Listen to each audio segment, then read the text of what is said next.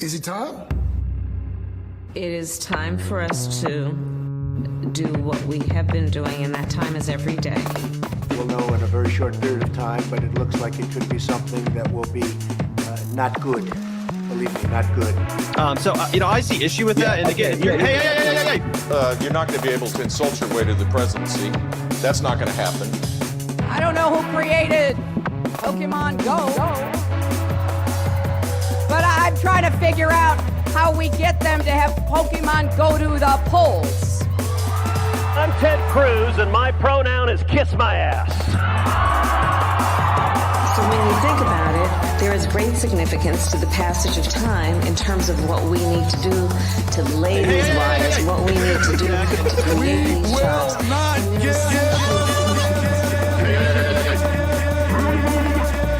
America is a nation that can be defined in a single word. I was going to put Not good. Believe me, not good.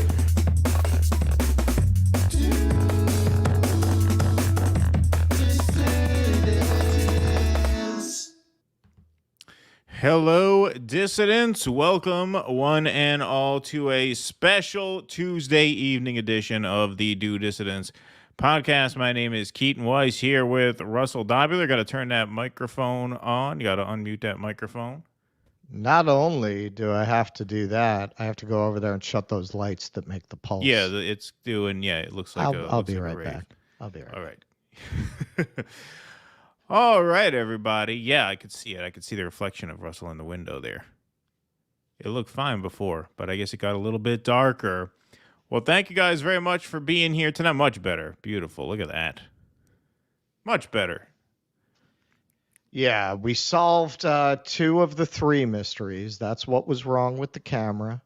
Turned out the old mic was just defective for out of the box. But the singing bowl, that remains a mystery. That will go down. That remains a creepy Black Lodge mystery. Yeah. That'll go down in history as one of the great mysteries of this program. It's like an Amelia Earhart kind of a mystery. Well, it's great you could all be here tonight. We got a wonderful crowd in here to start things off. 578 strong in the YouTube chat, 534 over on Rumble. So that's wonderful. Great to be here with you all. We want to give a round of applause for Jake in the booth is with us tonight. He is fielding Rumble rants, so we can field Rumble rants and Super Chats. Send them if you got them. Hectic day here at the house. I had to clear out my bedroom for Tucker and Vladimir to shoot their interview, and I would just wish they would have given me a little bit of a heads up. He comes in, he parks the van downstairs, and next thing you know, he's up here, and I didn't know they needed my room. Oh shit, wait, I'm in Albany, right? Yes, that's right. I'm in Albany, folks. I forgot. Sorry. Yeah. Anyway, we'll have to cut that out in post. Yeah. They had no idea what they'd be walking into coming into that office. Listen, man. Watch those boom poles. Don't hit on the way out. Okay, great. Yep. If you folks knew what's going on right on the other side of Keaton, you'd probably stop watching the show. I mean, he's got it's tough because, Vladimir insisted that he work with a Russian crew, so they don't speak great English. So, you can't really tell him where to go. You got to tell him, be careful with the equipment, make sure you don't knock into something. Did you make them that Trader Joe's stuffing? Yeah. Well, Comrade Tucker, Grassy Knoll, nice touch, left us hanging here. He teased us this afternoon. We thought we were going to get a Putin interview to comment on tonight. I was convinced he was going to drop it at the most inconvenient time. I was convinced he's going to drop this thing at 8:15, right when we have to prep, which is doesn't leave us enough time to watch it. Well, you guys will be covering that, I'm sure, on the Jimmy Show tomorrow. I'm sure it's going to drop tomorrow, although you think he would drop something like that at night, right? You know what we got to drop?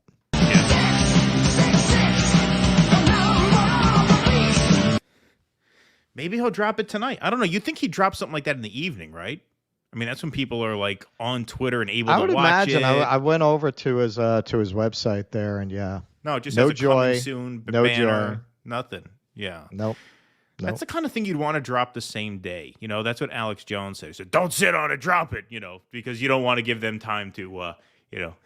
Before you drop it, which I think that's good advice on Alex Jones. Well, they mostly talked about the great tenors, right? I think Vladimir's a Caruso guy. Nobody knows yet. We will have to wait and see, but that'll be a killer topic, obviously, when we cover it. I imagine it'll be out by tomorrow night at the latest. I don't think he'd sit on it for more than 24 hours. And so hopefully you guys get to it on the Jimmy Show tomorrow. Russ is co-hosting the Jimmy Dore Show tomorrow. He'll be sitting in, and then we will be hosting, or Russ will be hosting, and I'll be remote co-hosting on Friday. And then that'll be our last Jimmy gig for a while, but we can announce, right? I mean, why not? I think it's good at this point. Sure. Russ will be back hosting the Jimmy Show for the first week of April when Jimmy goes on tour in Europe. I'll be 1st to the 10th in April. Yep. So I'm basically living the life of a nomadic journalist hobo, and I got to say I like it. I really like it. Hey, there are worse things. There are worse fates. No, listen, because I'm definitely one of those New Yorkers who like a lot of native New Yorkers, I have a love-hate thing about it. So it's kind of the best of both worlds. I don't want to be stuck there 12 months a year, but I don't want to never go there again. Right. So it's a nice compromise, just moving around like that. Yeah, I get that. I'm gonna go back for a few weeks in March. I'll get my pizza get me some bagels, all that. Beautiful. Yeah. No, it'd be a and then nice I get first to half of the fucking year. leave, and then I leave. Yeah. Yeah. Exactly. Word on the street, Jake, is that we've reached 666 in Rumble. Is that true? I know some people in the chat. People are saying it's true. It's true. So we owe another headbang right now before segment number 1.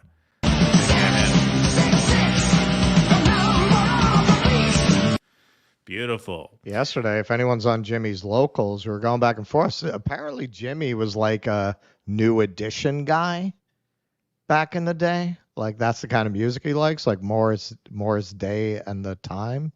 That's his jam. So, and he hated all the classic rock. And I was like, well, but hang on, man. You're from this kind of Irish Catholic blue collar background, and that era. Wasn't everyone listening to classic rock? It was like everyone. Everyone.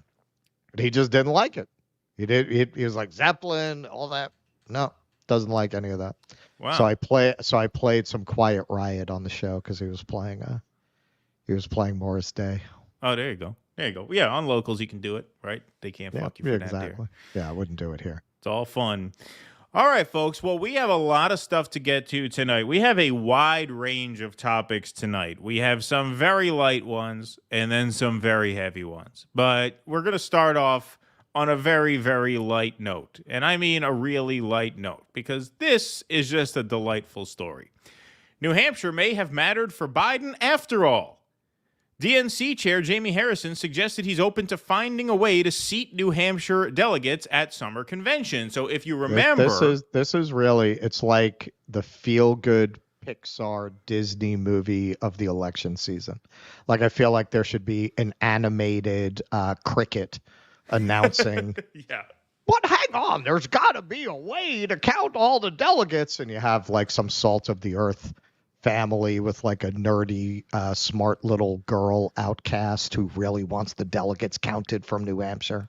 Well, it's funny you should mention that, because Jamie Harrison, when I think of Jamie Harrison, I'm reminded of the animated cricket. And then when I think of Joe Biden, I think of the wise grasshopper. You know, advanced in years, not as nimble as he once was. You know, this is the Thomas Friedman school of podcasting now. We just have to think of a way to compare all these notable figures to animals and insects. And any who would challenge them are like the droppings in the grass. Yeah, right.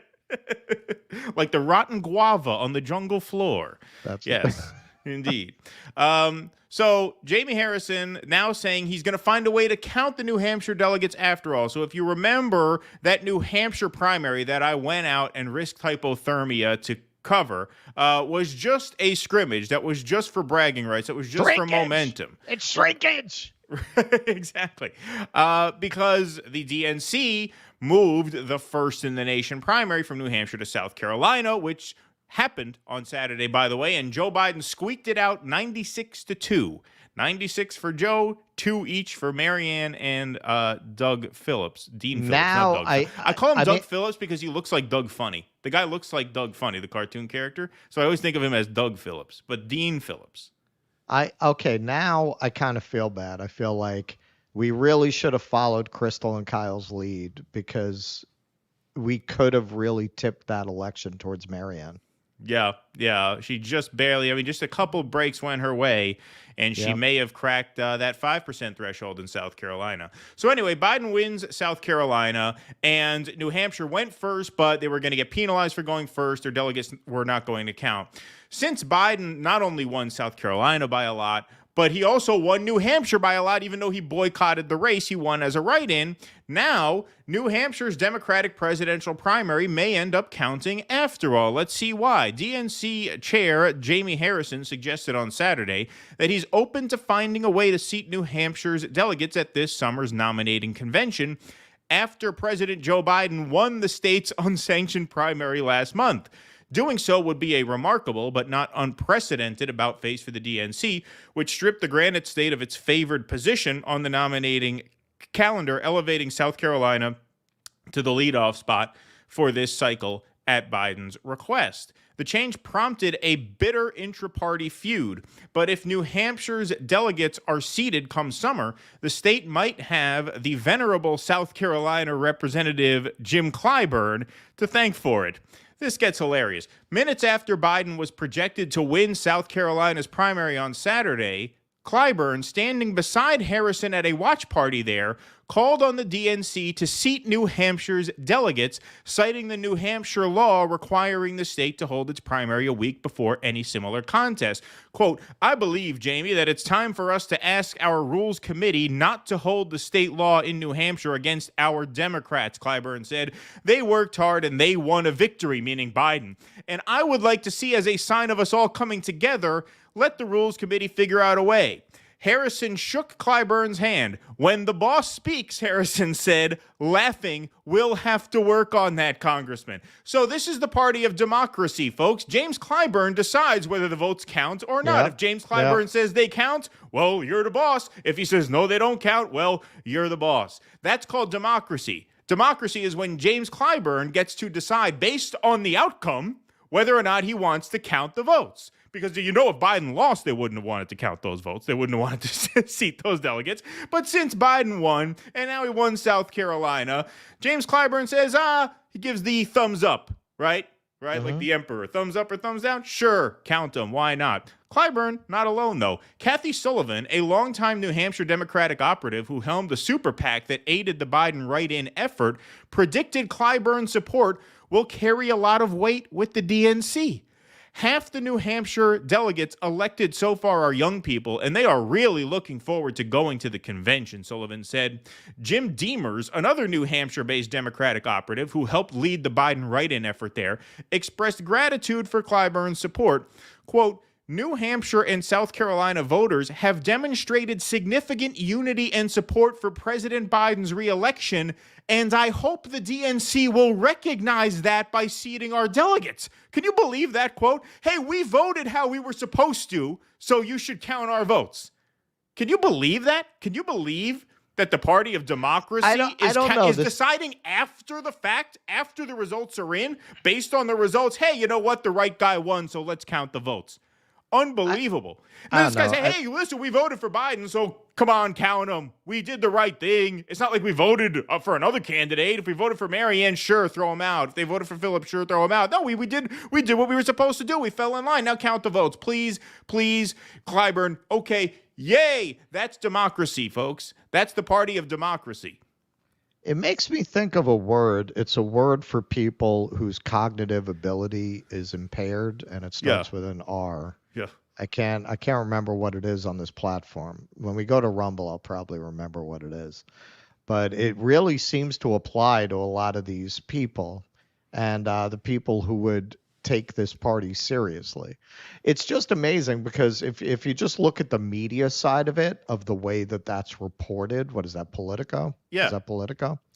From the very first sentence. I know what point you're trying to make. From the very first sentence, you could see the tone.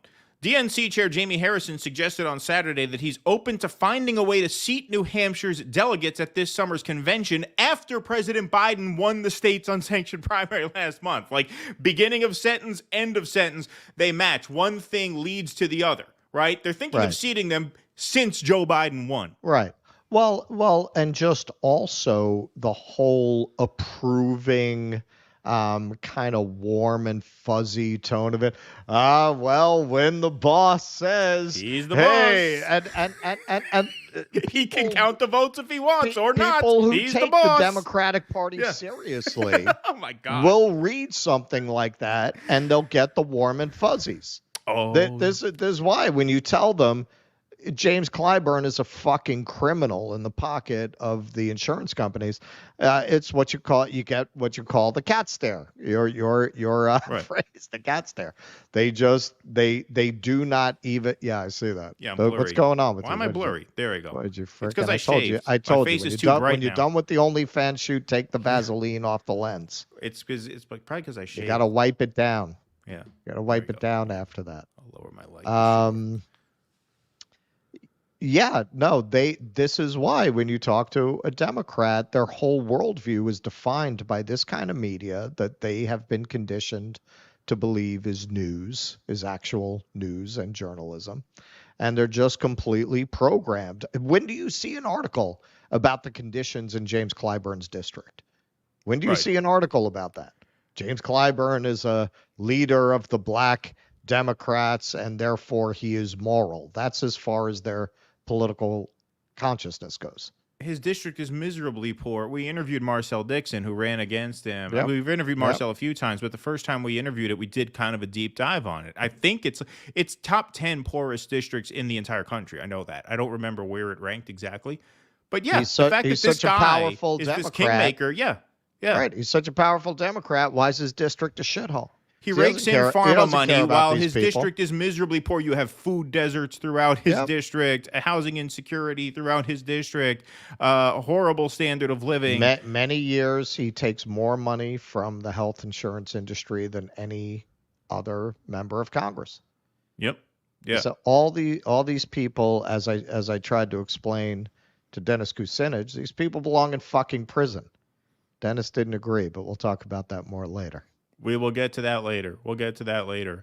And, you know, look, not that I have any love for Marianne or Dean Phillips, but Marianne was nicer to me than Phillips was. I'll give her that much. But I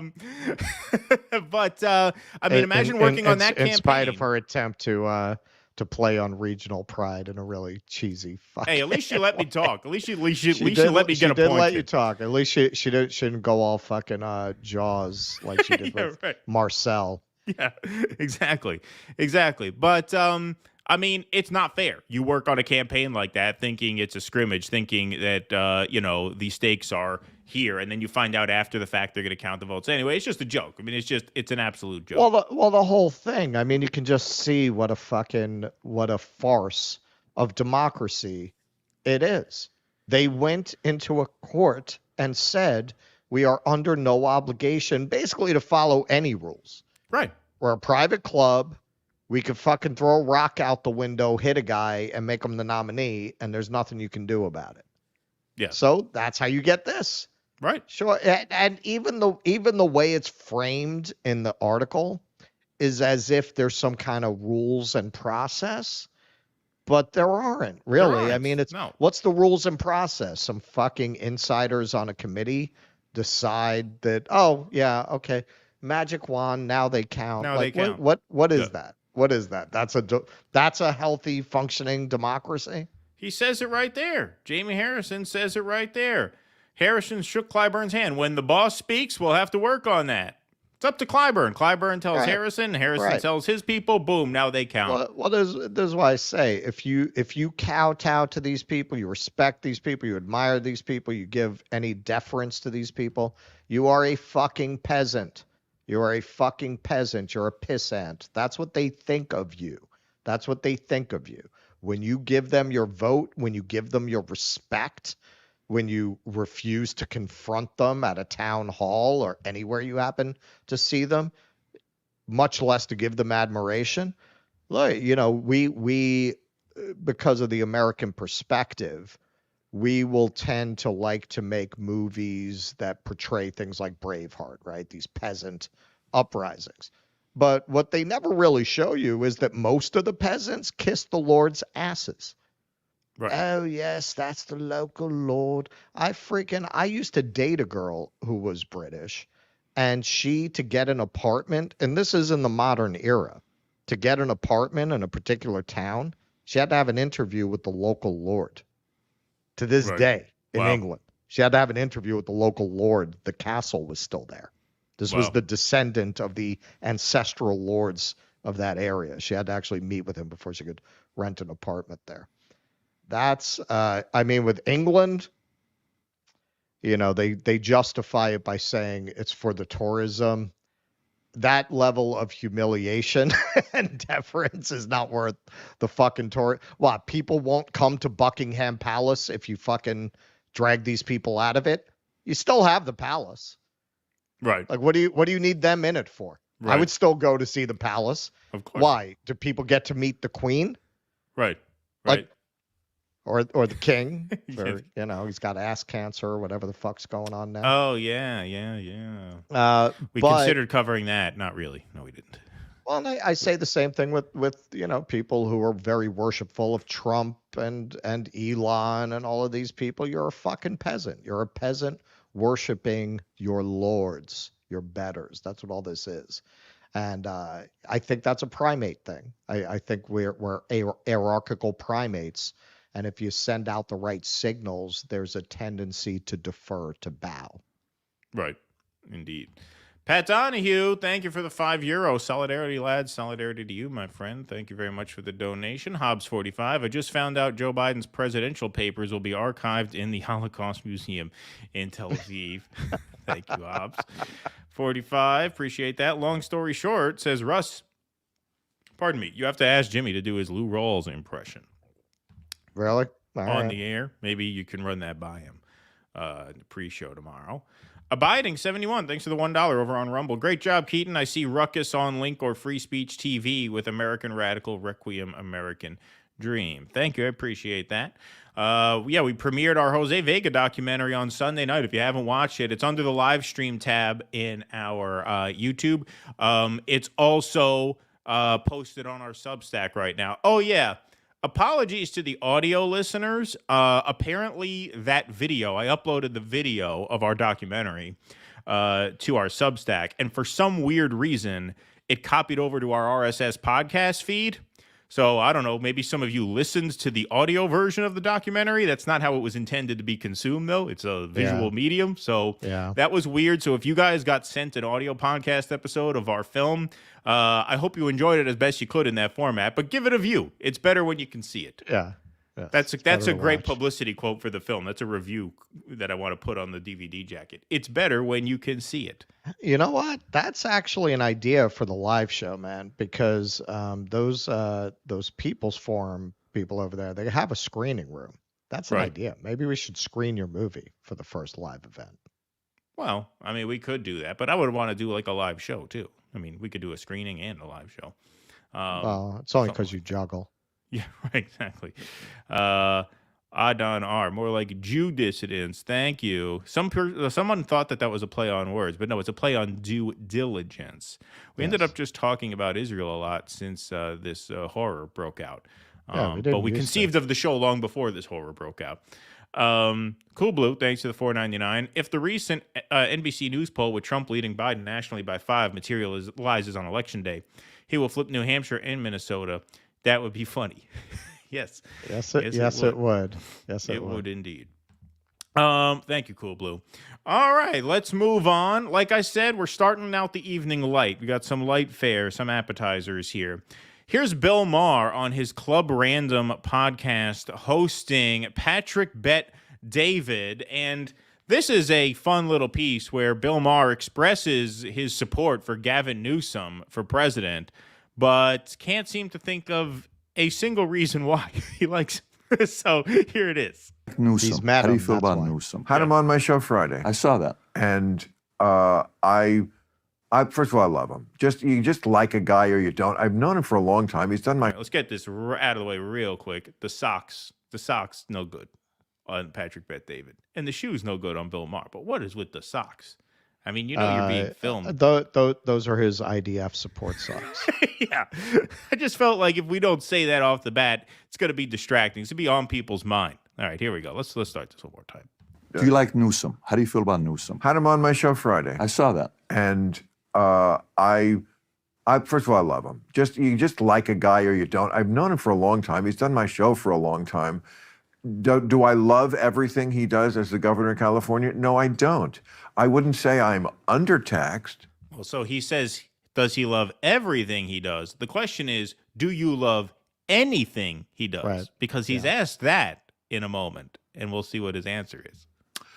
Yeah, I have issues with this state. He's a guy. One reason I want him to run for president, well, is because he's obviously a winner. This guy could fucking do it. It's insane that we have the guy, but we can't run him because we have to tiptoe around Biden and define a winner. Well, he would win the election. Oh, so he would win the election. So he's a talented debater, speaker, communicator, deflector. And politician. And he's a smart guy. He's a smart, real guy with a pair of balls. Do I love everything? No, you never do with a politician. But first of all, I think if he ran for president, it'd be great because it would force him to move to the center. Now you're running not just in California. I mean, this is California. It's weirdo. Are you a fiery radical that one? Are you a results-driven guy? No, I like to watch things fall apart. I mean, you wouldn't build a show that you build and win at the levels you won, for decades if you weren't results driven, right? I mean, you're Bill Maher, What do you mean? Well, what's the point about results? That's exactly where I'm going with you. So results driven guy. Right. What areas has Newsom won in? You said he's a winner. Winner of the election. He could win the election. But based on what though? Do you want results? Like what has he done to California to say he's a winner? What? Oh God! I don't know. It's too. Bill, you're a smart You know what? guy. He made it rain, okay, dude? It wasn't I raining. saw when you said that. He said, great job. It wasn't raining, and now it's raining. So he's got my vote. Okay, you know what? respect. I mean, I don't know. I don't follow the news. Okay, now that would be that is the kind of shit that you hear from your lib relative or your lib friend, and you say they're that word that we don't use, right? That's what you usually hear from Bill Maher's audience. Politics as a fucking profession for 30 years. You don't follow the news? Oh, God. Like, didn't you just admit that you're not qualified to talk about politics on the air? It's you amazing. Don't follow the news? That's amazing. It really is. And I think he probably meant that as a self-deprecating joke to get out of it, like, don't bust my balls. Because honestly, what he could have said if he wanted to answer honestly is he's smart and he can win, because the kind of politics that Bill Maher represents and has come to embody is the politics of the mainstream liberal. All they want is management of the status quo because the status quo serves them. They don't actually want their politicians to do anything. So when Patrick Bet-David says, well, what's one thing he did that you like? He doesn't need an answer because he's a rich liberal living in LA, making millions of dollars a year. He doesn't need politicians to do anything. All he wants the politicians to do are to be smart, look good, express some vague hint of compassion for the downtrodden so that people like Bill Maher feel less guilty for having ascended an unjust system as high as they have. That must be what it is, because even Bill Maher says, I don't think I'm undertaxed. So if you don't think you're undertaxed, then you can't claim to really care about any of the priorities that you used to pretend to. Because Bill Maher used to say, oh, yeah, I'm for Medicare for all. You know, I'm for not free college, but he said, you know, we should lower college. Right? He used to claim to be part of the Bernie, not movement, but he did tell Bernie in 2016, I hope you win, you know, and he tweeted favorably, you know, of his campaign. Now all that pretense is gone. And that speaks to the libs in general and Democrats in general when it comes to border, when it comes to crime, even Bill Maher, when it comes to taxes. I don't think I'm undertaxed. So if you don't want your government to do anything, if all you want is a handsome, competent manager of what we have already, then yeah, Newsom's your guy. He could have just said that. But of course, who wants to watch a guy who advocates for nothing? That's the thing. These liberals, they are nihilists. They don't want politics to do, and they don't want leadership to be wielded in any particular direction. They are on no mission. And once a thing is not on a mission anymore, what happens? It starts to wither away and it starts to die because it has no reason to move forward anymore. That's why the quote extremists will always win in the end, because what we would call an extremist is a person driven by something, right? Bill Maher's driven by nothing. The Democrats now are driven by nothing. And so they're doomed to fail sooner or later. Bill Maher represents exactly what he is. And it is a constituency, a large constituency in the Democratic Party. He represents old liberals who are very uncomfortable with the cultural movements of the younger generations. You know, the pro-Palestine woke, right? The anti-woke. And there are a lot of those people. Like, most of them have kind of if they still have careers, they're not retired, they won't speak out. He's their avatar. But they all have Trump derangement syndrome. I've met people like that since I've been out here. Like, I'm in his town right now. I have talked to people like this since I've been here who will be like, yeah, you know, that whole trans thing. And then the next sentence, well, Trump is evil. You know, you gotta vote for Biden. Right. Like, there are a lot of people like that, man. Clearly, I mean, his ratings are decent, right? I mean, he has one of the highest rated shows in his category. Well, Bill Maher is also against a lot of the more economic populism, though, nowadays. He didn't used to be. He used to feign support for that. He used to feign support for that. Sure, of course. So are they. Yeah. He's just a neoliberal who speaks against wokeness. A lot of them won't. I mean, a lot of them have just completely gotten on board with it. His audience, insofar as he has an audience that really appreciates his view of the world, they're that. They're these neoliberal Clintonian Democrats who think the cultural battles have gone too far. It's basically just anti-woke Clintonians. I mean, at this point, he's a pro-choice Republican. I couldn't even say he's a Clintonian Democrat. Most of these rich libs will at least feign support for economic, for more. What's that? But Clinton was a pro-choice Republican. Yeah, but most of those people would at least give lip service to the idea that they are undertaxed, right? They would say, yeah, no, rich people like me should pay more. How many times have you heard that out of Hollywood? Yeah, we should pay more taxes. He was against the Build Back Better stuff. He's against all that stuff now. He's against all that stuff now. He's just a Republican now.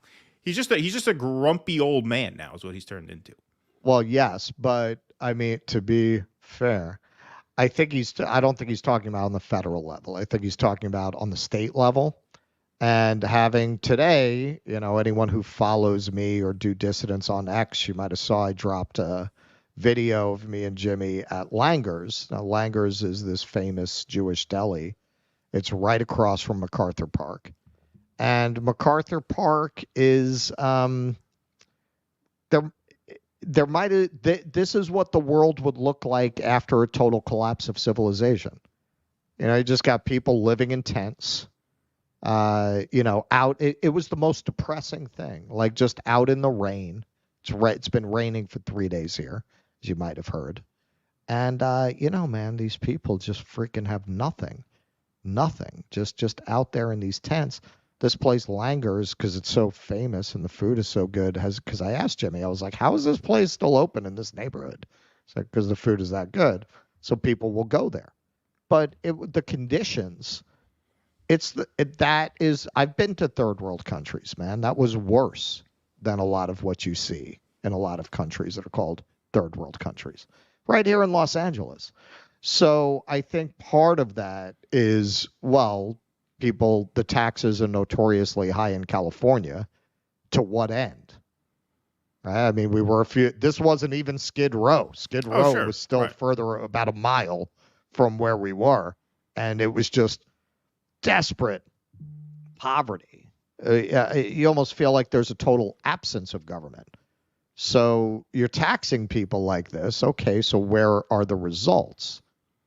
But he was against Build Back Better, too. I mean, he was against a lot of that. He said, there was that famous thing where he and Crystal Ball got into it. That was one of our first videos that did really well, where, he was talking about how, all of that spending drove inflation. Crystal says, we don't talk about the giveaways to the corporations. Why isn't that inflationary spending? Why do you only pick on the $600 a week add on to the unemployment? Like, he was against all that shit. He really is just an old rich fuck now. I mean, he is more a Lincoln Project Republican, I would say now, than a Clintonian Democrat, even more so. Yeah, what's the real difference between those two things, though? That's what I'm saying. Like that, I don't see. Yeah, there's not much daylight. You're right. Those. There's not much. They're basically the same thing. Yeah. All right.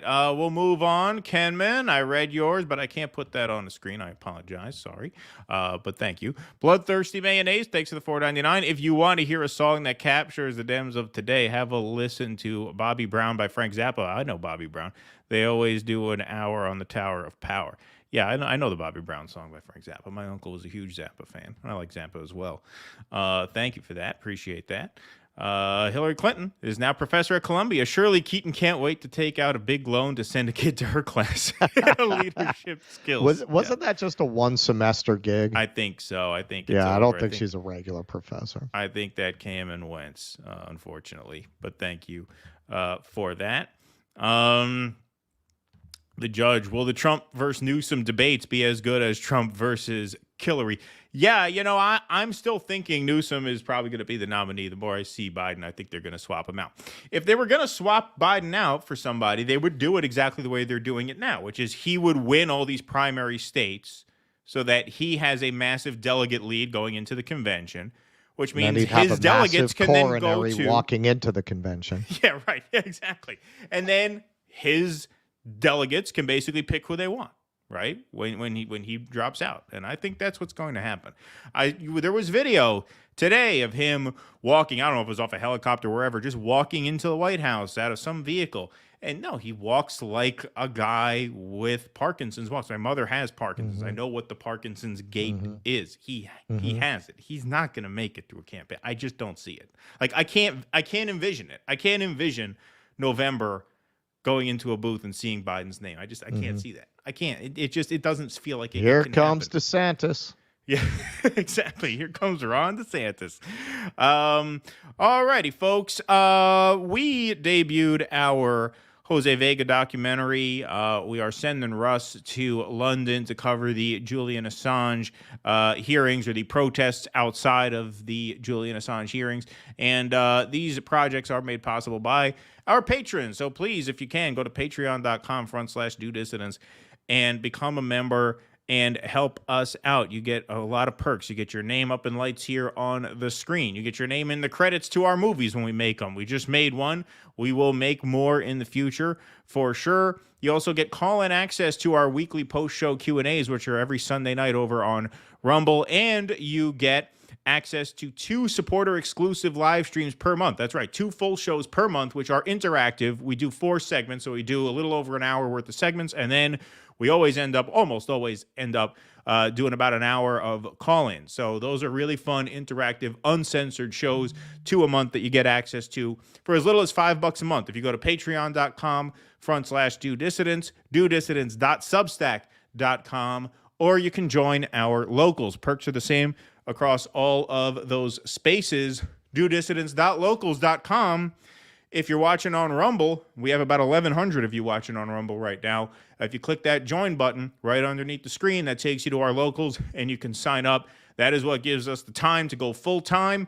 We're adding our 4th show very, very soon as this Jimmy Dore gig wraps up for us. And then, obviously, like I said, we're going to be doing 4 shows a week moving forward. That is thanks to our members who created the time for us to do that, and they also create the time for special projects like films and trips and things like that. So thank you all very much for your support. That's locals, Substack, or you can go to patreon.com/DoDissidents.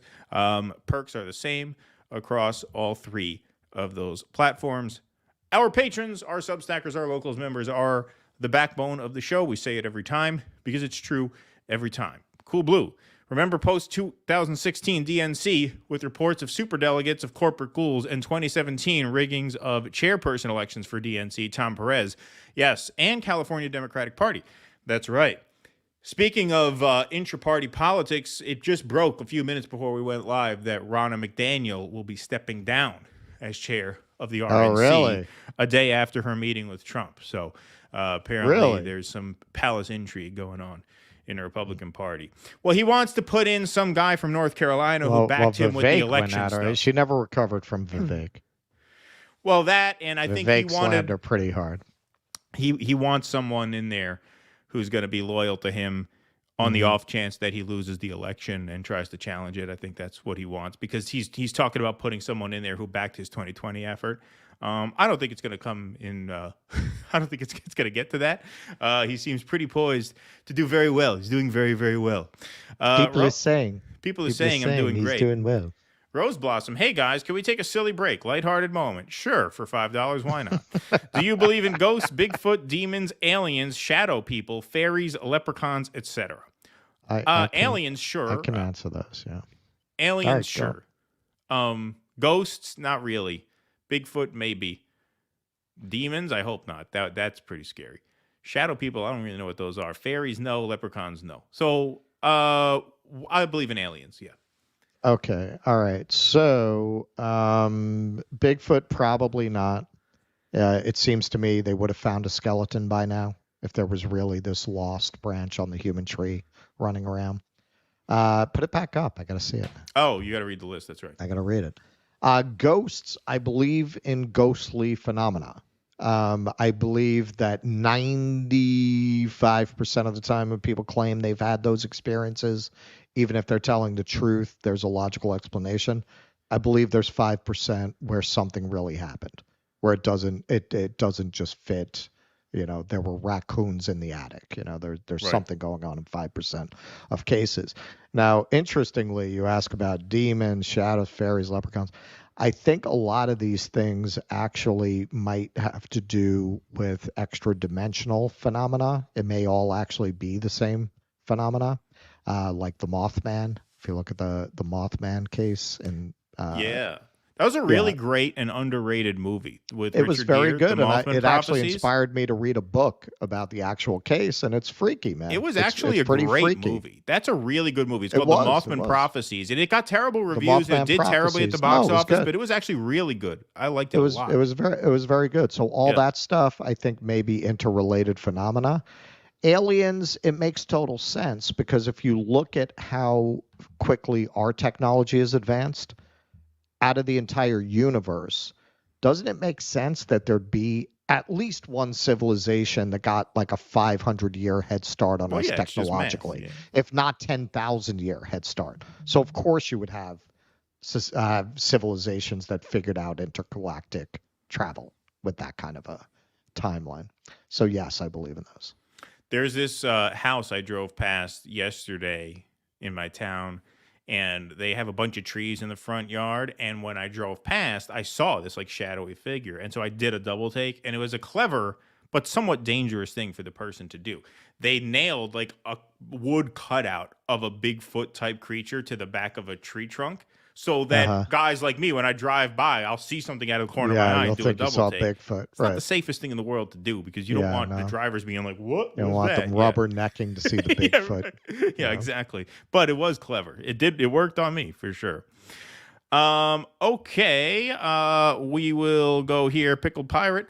There's a big story brewing in UK politics. Their neo-lib party commissioned a poll to find out how much backing genocide hurt them. More than 50% reduction of support from Muslim voters. Corbyn lives. Okay, maybe we'll do that Thursday. We like to do some Euro topics. We will look into that for sure. Thank you, Pickle the Pirate. Appreciate that very much. Okay, let's move on to segment number 3. All right, folks. So let's talk about this so-called border bill. And it's really a World War III bill. This is really, thank you for dining at the World War III bistro. Your bill is $98 billion. And then they threw in as a 20% tip the so-called border funding. So it's really a war bill. But the U.S. Senate yesterday afternoon unveils a $118 billion bill on border security, aid for Ukraine and Israel. From Reuters. The U.S. Senate on Sunday unveiled a $118 billion bipartisan border security bill that would also provide aid to Ukraine and Israel, but it promptly slammed into opposition from the House of Representatives. Quote, "I urge Congress to come together and swiftly pass this bipartisan agreement," President Biden said, also praising the migration measures in the bill, which took months to negotiate. However, House of Representatives Speaker Mike Johnson declared it dead on arrival if it reaches his chamber. This bill is even worse than we expected and won't come close to ending the border catastrophe the president has created, he said in a statement on X, formerly called Twitter. The Democratic and Republican Senate backers of the wide-ranging U.S. border security and foreign military aid bill pledged to push ahead despite opposition by Donald Trump as well. Senate Majority Leader Chuck Schumer said he would take steps to hold an initial vote on the bill on Wednesday. If the bill were to become law, it would mark the most significant changes in U.S. immigration and border security in decades. Some progressive Democrats are angry the measure does nothing to provide a pathway to citizenship for the 11 million undocumented people who have lived in the U.S. for many years, including dreamer immigrants who were brought in as children. Independent Senator Kyrsten Sinema told reporters the legislation would secure the U.S. southern border, including by requiring the Department of Homeland Security to temporarily shut down the frontier to most migrants if there are an average of more than 5,000 crossing attempts per day over 7 days. Talk about creating a massive headache.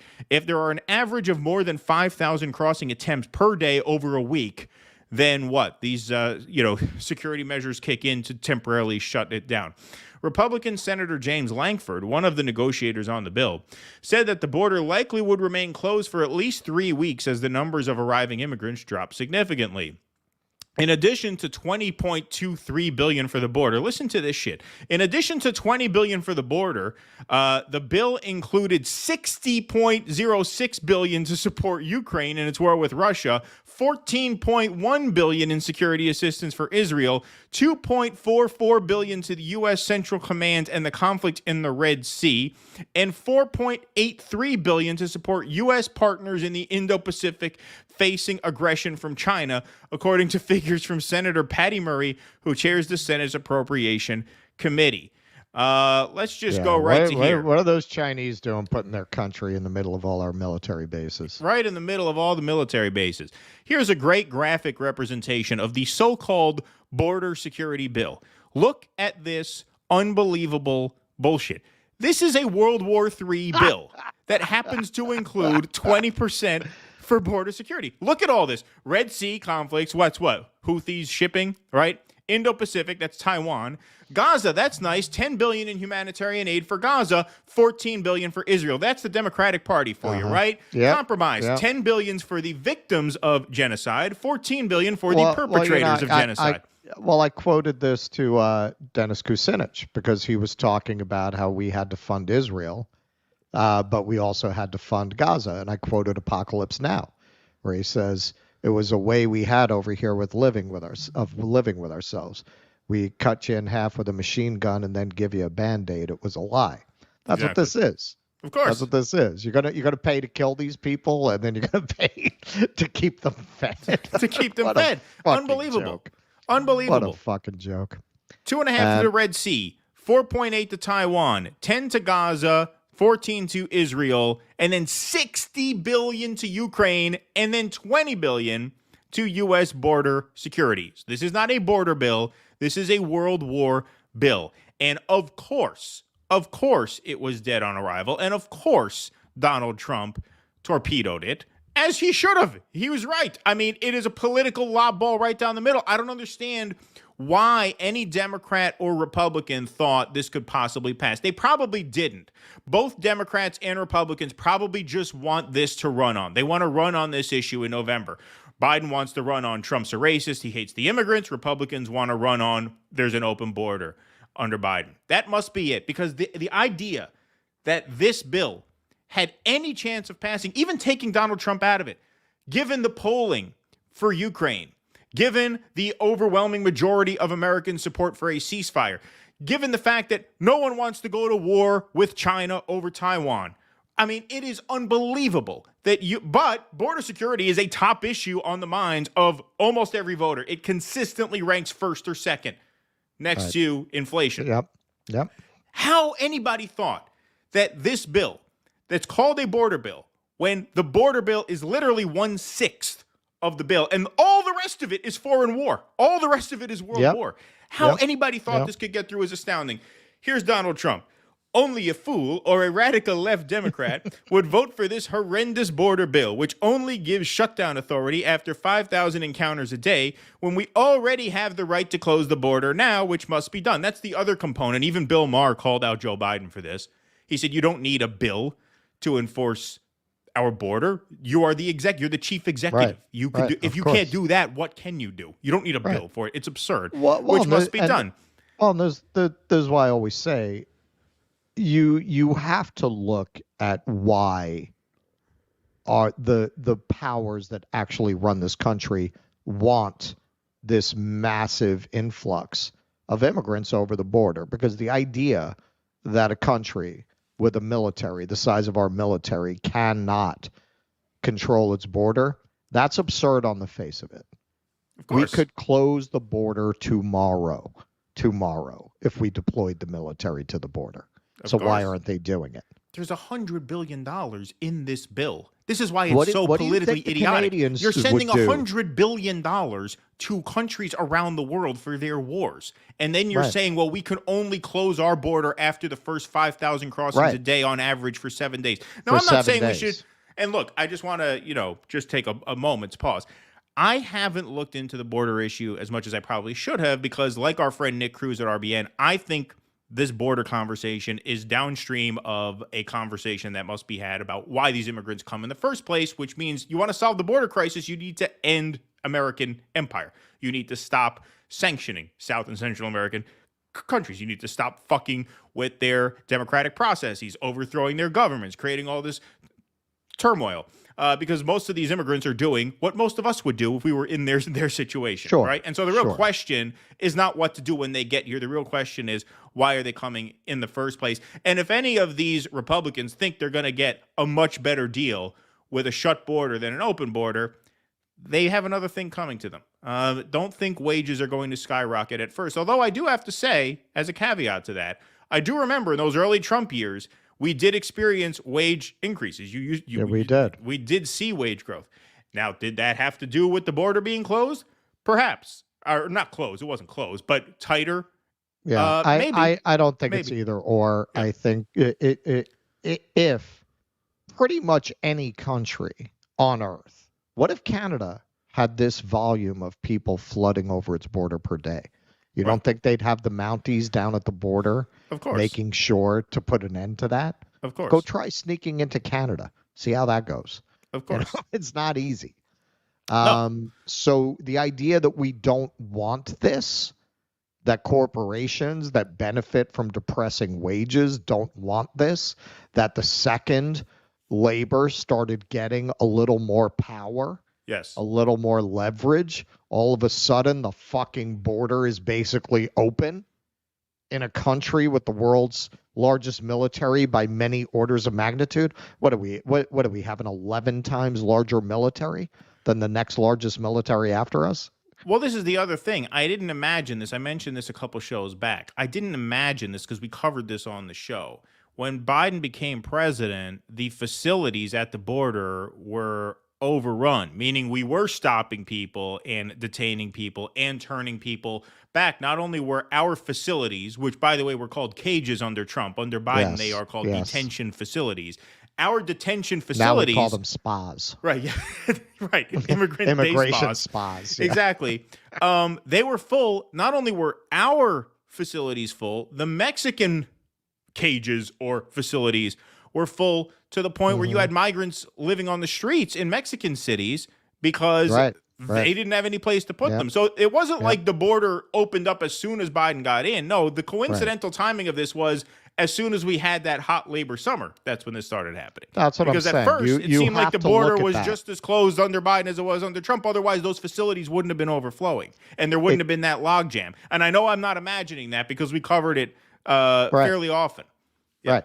It seems like the play here is what AOC tried to push. We have to give them work visas. We have Right. to give them work visas for humanitarian reasons. And all of these libs who don't have the kinds of jobs that migrants are going to be competing for are going to be framing it as a compassion issue. You can see where their compassion is when it impacts them by the way they reacted when they sent migrants to Martha's Vineyard. Right. They had them out of there within 48 hours, maybe 24. Yep. They had them at an army base. It's always the same thing. My favorite book about New York history is called The Bronx is Burning. It's a really in-depth examination of New York in the 70s. And Cuomo was running, I think, against Koch for mayor. This is before Cuomo was governor.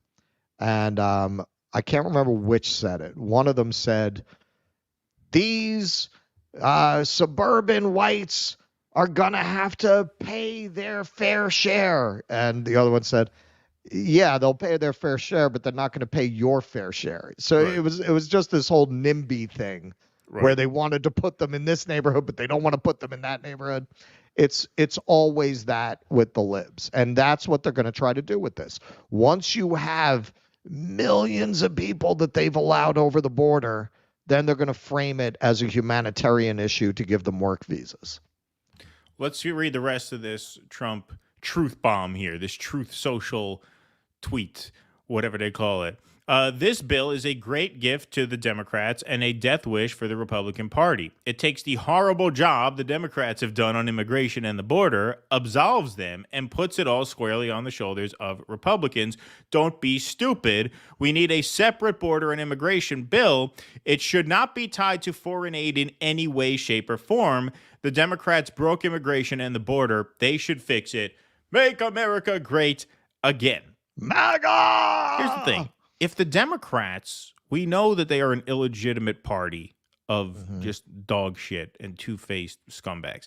But if you were good at politics and you wanted there to be some prayer that this would pass, which once again, I don't think they want it to pass. I think they want the status quo at the border to remain, and they want to run on calling Republicans racist, and the Republicans want to run on calling Democrats open borders, right? But if you wanted to pass this, you would no-brainer take the Israel aid out, because you know for certain you could get the Israel aid passed in a separate bill like that, right? So, why would you include that? Why would you dilute this bill? Because all you're doing there is you're making it so incredibly easy to brand this bill as what it is, which is, look at this graph. It is absolutely unbelievable that this bill is being pitched as a border bill when it is a World War III bill with the border thrown in as pork to try and get as many Republicans to sign on as possible. But of course they're not going to bite. Of course they're not going to bite because the Republicans hold the cards on the issue. They hold the cards on the issue. Why would they bite this? So here's Mitch McConnell, who is a neocon, who does want the funds for Ukraine, which is why he was happy to have brokered this. Here's him admitting defeat this afternoon. Most of our members feel that we're not going to be able to make a law here. And if we're not going to be able to make a law, they're reluctant to go forward. There are other parts of this supplemental that are extremely important as well. Ukraine, Israel, Taiwan. Ukraine, Israel, Taiwan. We still, in my view, ought to tackle the rest of it because it's important. Oh, yeah. Not that the border isn't important, but we can't get an outcome. So that's where I think we ought to head. It's up to Senator Schumer to decide how to repackage this if, in fact, we don't go on to it. They said, oh, yeah, well, I guess fuck the border, but we have other responsibilities like Ukraine, Israel, Taiwan. What decade are you living in that you think that's going to pass muster in today's Republican Party? It's just you're in outer space. You are living in a fantasy world. You thought that was bad. Here's Joe Biden. Listen to this. Congress to pass this bill. Get it to my desk immediately. But if the bill fails, I want to be absolutely clear about something. The American people are going to know why it failed. That's what this is all about. I'll be taking this issue to the country. And the voters are going to know that it's not just a moment. Just at the moment, we're going to secure the border and fund these other programs. Trump and the MAGA Republicans said no because they're afraid of Donald Trump. Fund these other programs as if he wants to pay for like free school lunch. The other programs are war with China, war with Iran, genocide in Gaza, and then some, aid for the people who are being genocided as a sort of care package. Slap the Band-Aid on the gunshot wound. And World War III via Eastern Europe. Those are the programs. Republicans said no because they're afraid of Donald Trump. Afraid of Donald Trump. Every day between now and November, the American people are going to know that the only reason the border is not secure is Donald Trump and his MAGA Republican friends.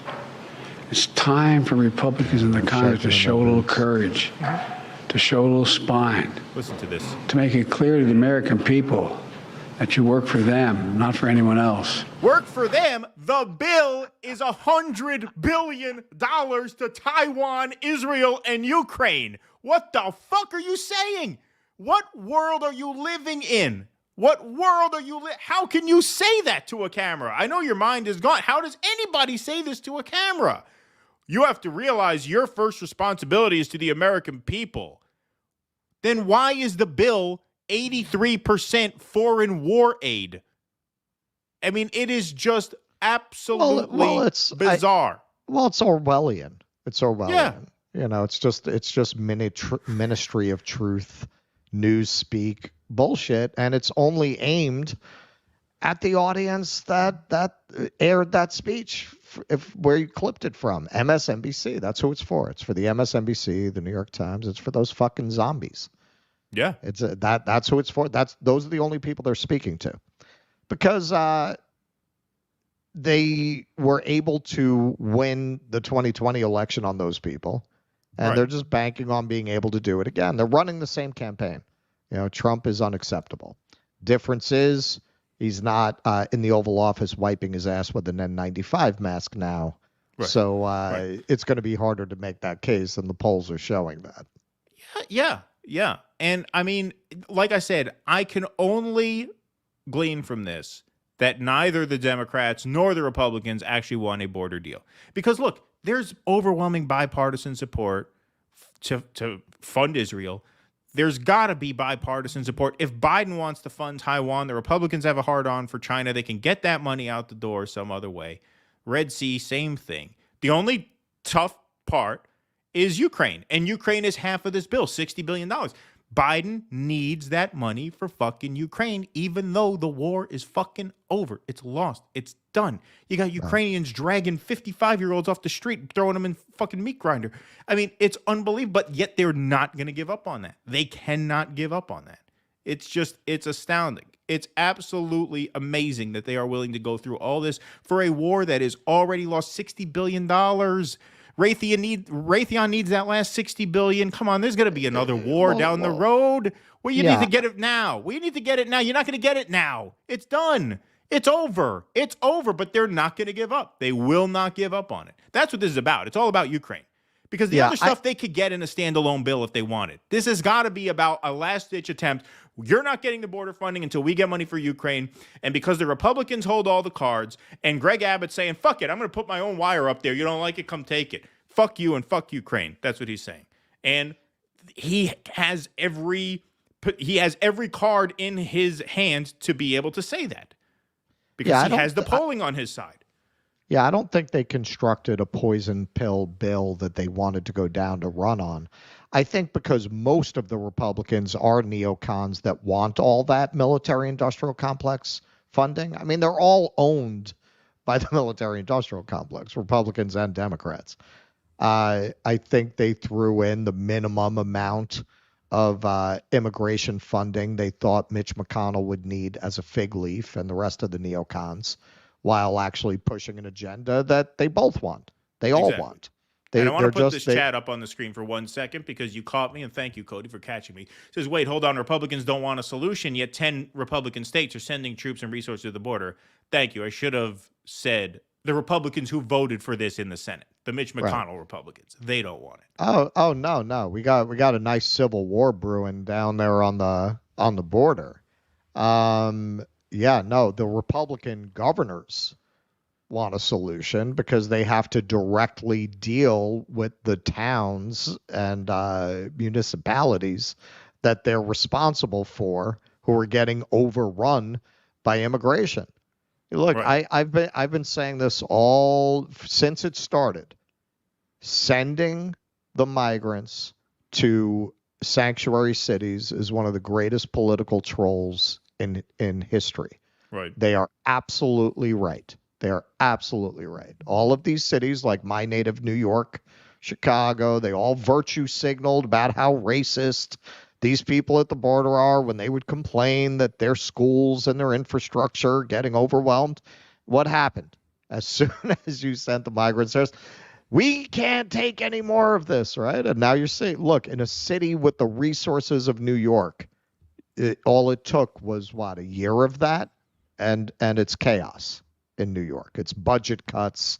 It's community centers being closed, people being thrown out of shelters that are supposed to be for homeless Americans. Man. And all this time they've been telling you they're racist down in Texas because they had the same exact complaints. Indeed. All right, let's move on. Sorry, this is going to be a temporary You glitch. worked very Forgot to upload that earlier. All right, so we'll clear that out and we'll give this a clean start. All right, so Chuck Schumer went on Morning Joe in a last-ditch effort to try and communicate the urgency of passing this border bill, which he sold as a Ukraine bill, which it is. So he comes on and tries to rally support for this. Are we being Jose Vega? Here he is. We're being intervened on.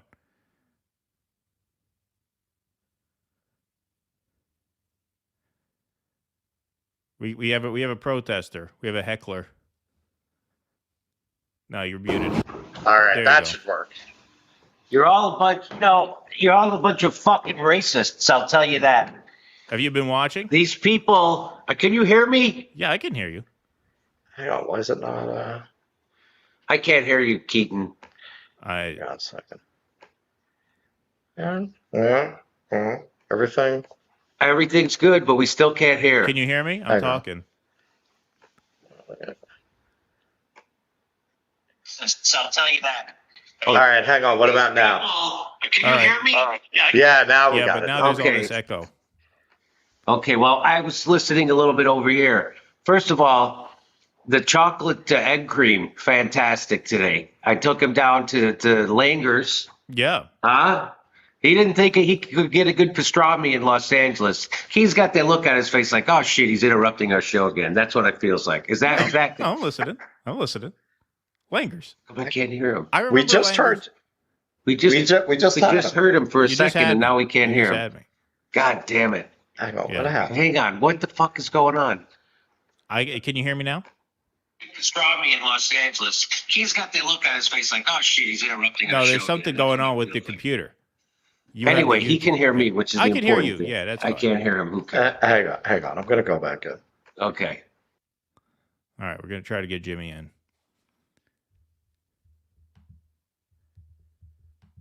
We'll see if we can make this happen. All right, let's see. They must be coming back in. Yeah, we do have a heckler in the crowd. We're being Jose'd. A virtual heckler. Yeah, we should go to a card. Yeah. We can hear. Oh, okay, now we got you. Say something, Keaton. Can I hear you? Yeah. Can you hear me? Yeah, all right, there we go. Hold on. I got to do something. I got to turn my echo cancel. All right, now. Nope. All right, good. No, I can still hear. All right, I'll shut up. And take the floor. Okay, so I just want to tell people that he didn't think he could get a good pastrami in Los Angeles. Oh, I could get a good one, but not a great one. It's not like New York. Nothing like New York. It's got to be like New York. If it's not like New York, then it's not. Like, okay, well, I know the place. So we take him down to the bad side of town. It was rough over there, man. He didn't think there were enough Jews in Hollywood to have a good Jewish deli, right? Well, this is not a Jewish neighborhood. This is a bona fide Hispanic neighborhood, and it's MacArthur Park. And it's a lot. Rough. It's a lot nicer when it's sunny. When it's raining, it looks rougher than it is. It's not rough, but it's definitely. Anyway, so as we pull up, he's like looking at the neighborhood, and he's all depressed, and he's like, "How could this be any good? How could this place stay open?" And I go, "That's how fucking good this sandwich is. They opened 76 years ago. 76 years ago. Oy vey. 76 years ago. And they're still open, and they're still busy as shit, and they have great service." I thought There were a lot of people in there. I recognize it. They shot an episode of Curb Your Enthusiasm there. Oh, At so one point, yeah. they know about what they say about it. When did they talk about how good the food was in that episode? No, it was an episode where he was getting he got invited on a trip because Richard Lewis needed a kidney, and there was this, Jewish guy who I guess could do him a favor and get Richard Lewis bumped on the list. So that was the scene where Larry tries to get in the good graces of this Jewish guy who can get his friend a kidney. Yeah, but I remember it's got a very distinct look. It's kind of like Katz's. It has that very kind of like it's like a step back in time when you go in there. It is. It looks like they haven't redecorated since they opened in 1948. Exactly. I think it's very charming. It is. Somebody asked. He didn't guess it was Langer's. Have you ever heard of this place, Greenblatt's? Yeah, I've heard of Greenblatt's. Yeah, I've heard of Greenblatt's. I'm pretty sure Greenblatt's Here, is on I'll turn the Sunset. volume, but we'll get the visual. There you go. So now you can see it, right? So Greenblatt's is on Sunset, right next to the Laugh Factory. I went there. Oh, there we are. There's me having my first taste of a chocolate egg cream. Didn't know what it was going to taste like. It was fantastic.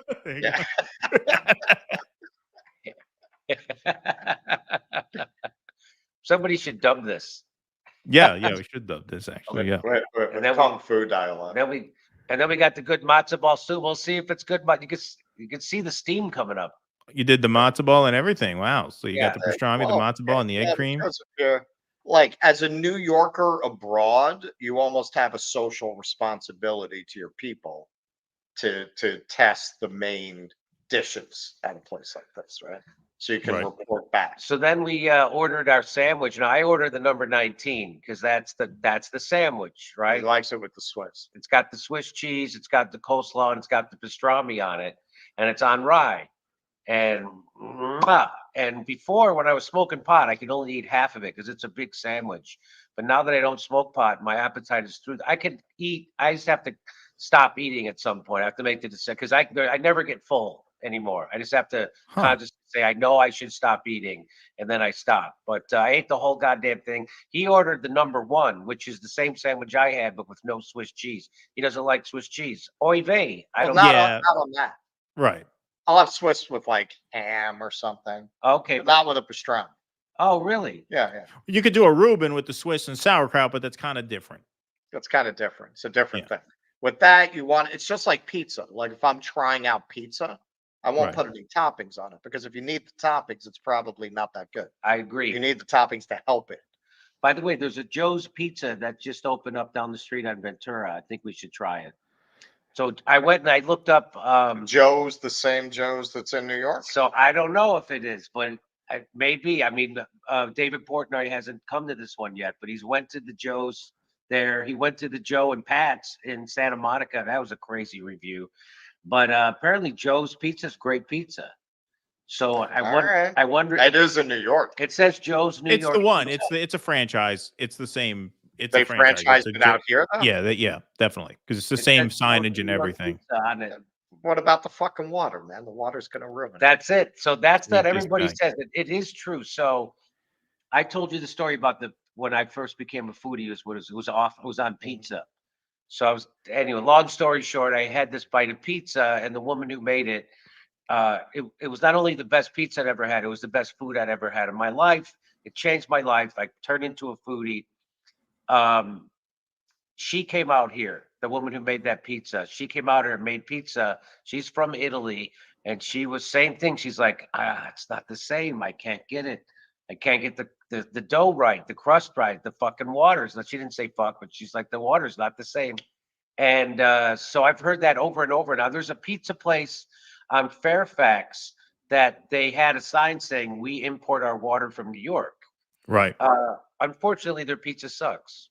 They import it from New York? You still got to do the tech. I mean, you still got to do it right. You still got to be able to cook. Yeah, right. They couldn't. And I don't want to name the place because I don't want to besmirch anybody and lose the business. But I think that was all bullshit. I think they used LA water and the pizza sucked. It wasn't good. So anyway, so that was our date today. And what do you think of the pastrami? Pastrami was perfect. Like the pastrami was as good as Katz's pastrami, and Katz's is the gold standard, really. So there you go. We've got just as good as pastrami sandwich in Los Angeles as you have in New York, and so there you go. And it was almost like visiting Katz's back in 1985 when the neighborhood was authentic. Right. Yeah. Before the gentrification of the Lower East Side. Where is Katz located? Lower East Side. Houston Street. Okay. Yeah. I remember when the Lower East Side used to be a tough neighborhood. Yeah, that's what I'm saying. Yeah. Yeah, it's not anymore. Katz's very much like Langer's. They survived through that entire era when that was a neighborhood of junkies. Oh, okay. Because the food was so good, people would still go there. And that's what Langer's is. They still have a line outside at lunch. I'm sure. Yeah. You have to stand it's in line a famous place. Yeah. So, and I also took, by the way, I ruined steak for him. So I brought him to my favorite steak place here in LA, and he'll never be the same. You can't order steak anywhere else after that. Am I wrong? It melts in your mouth. It's unbelievable. It's the best steak. What's the place called? I asked him, but he forgot the name of it. Oh yeah, he was asking me. What's the name of that? It's called Bourbon Steak. All right, cool. And it's in Glendale, and it's by far the best steak I've ever had anywhere. And I've been to Wolfgang Puck's Cut. I like it. It's really good. It's up there. It's a 9.3, but bourbon it's a 9.9.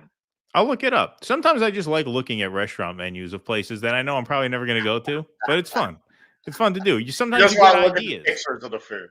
Well, you get ideas. Like I was looking at a menu of a place the other night, and there's like this pasta with like a sausage crumble and eggplant. I'm like, oh, that sounds fun. I'll try and make that. Sometimes you just get recipe ideas, because I like to cook, and so I tried it, and it was good. I've been let down by Wagyu steaks. Is that how you pronounce it? Wagyu? Yeah, I know what you're talking about. So I've been let down by them plenty. They're in theory they're supposed to be the most tender steaks in the world, Right. but very often they're not. Yeah. Very often they're not. And in fact, I was at a place just a couple of weeks ago with you. I sent the steak back. I go, no, this isn't working. And then we just got the regular steak that was actually very good. Right. But I mean the place anyway. So there's lots of great restaurants in Los Angeles. I mean, you got it back with the spit on it. That's what tenderized it. Yeah, that's what tenderized it. But I've been taking them to. How do you like the sushi? I've never had sushi that tasted like that.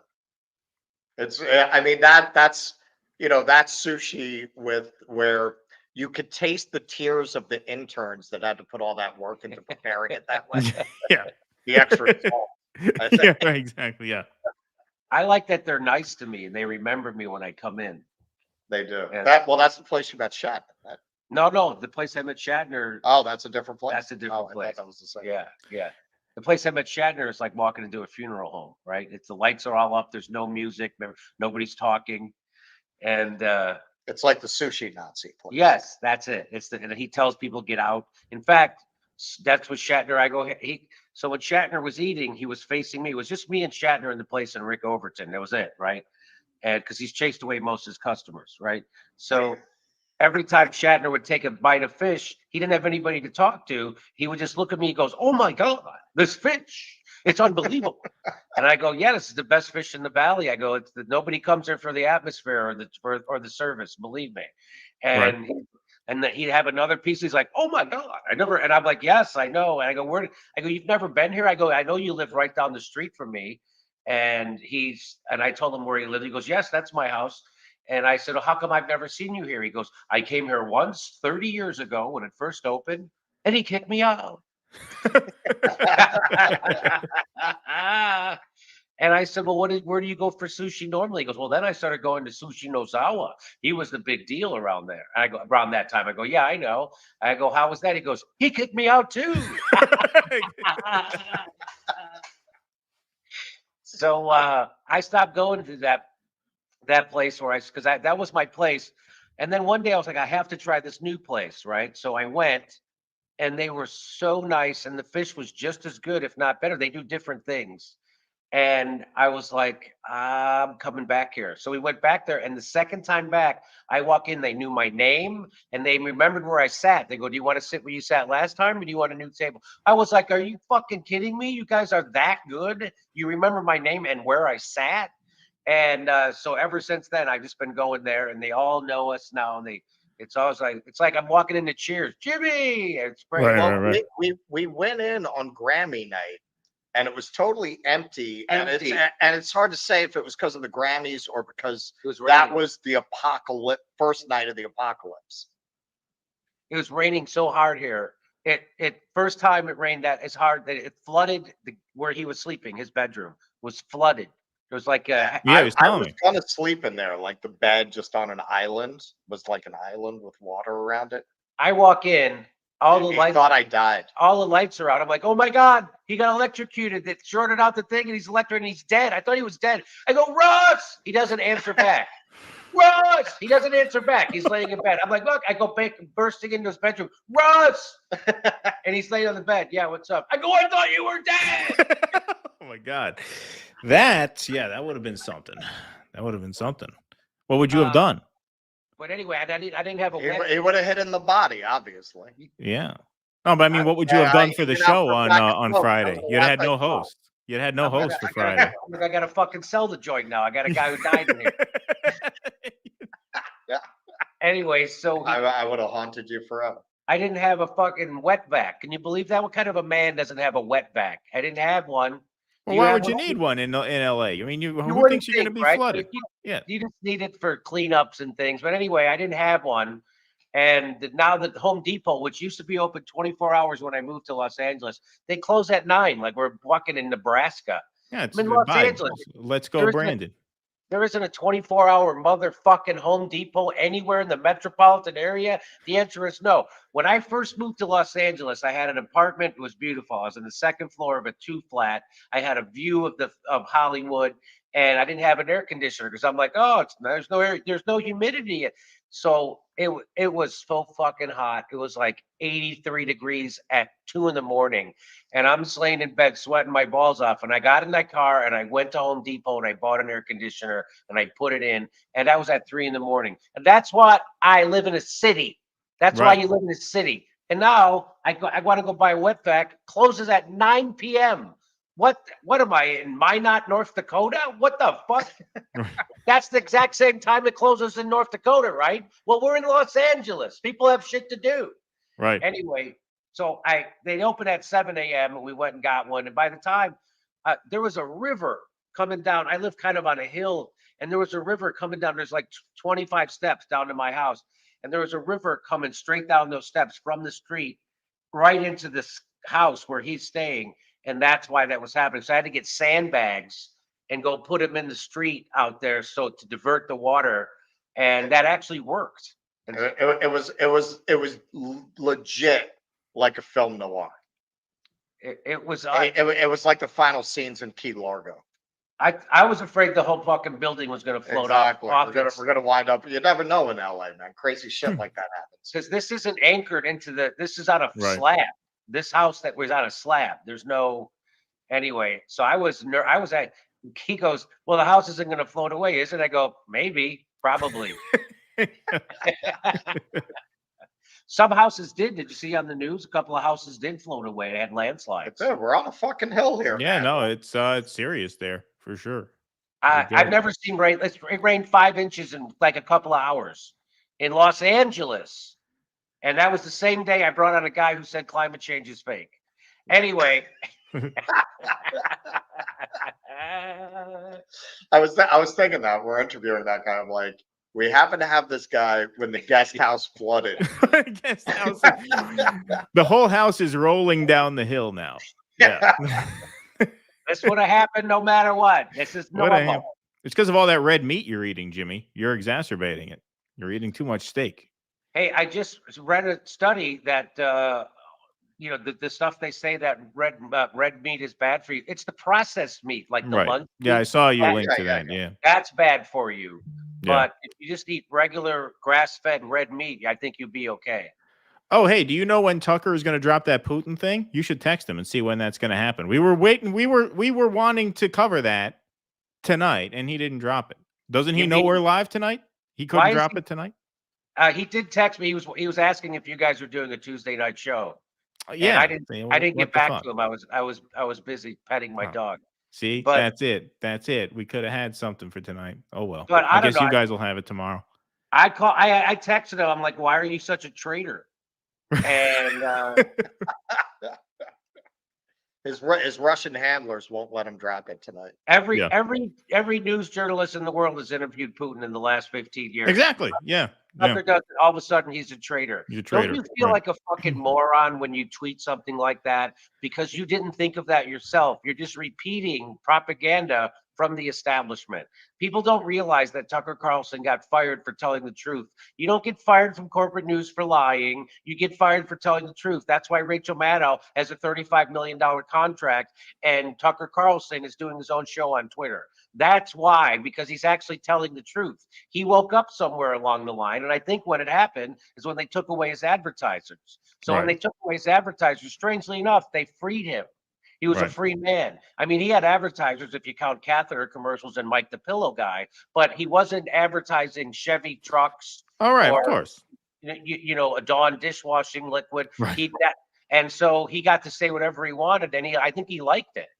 And he's a real populist. You know, if you look, he did an interview with Ben Shapiro, And Ben Shapiro says, that there's going to be a self-driving truck. Yeah, we covered this on the show. Yeah.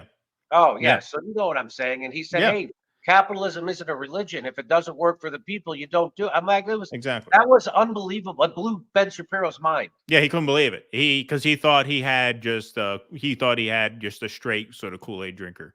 And then they went back and forth. Yeah, no, that was great. We covered that actually. We did a little flashback segment on that about a month ago.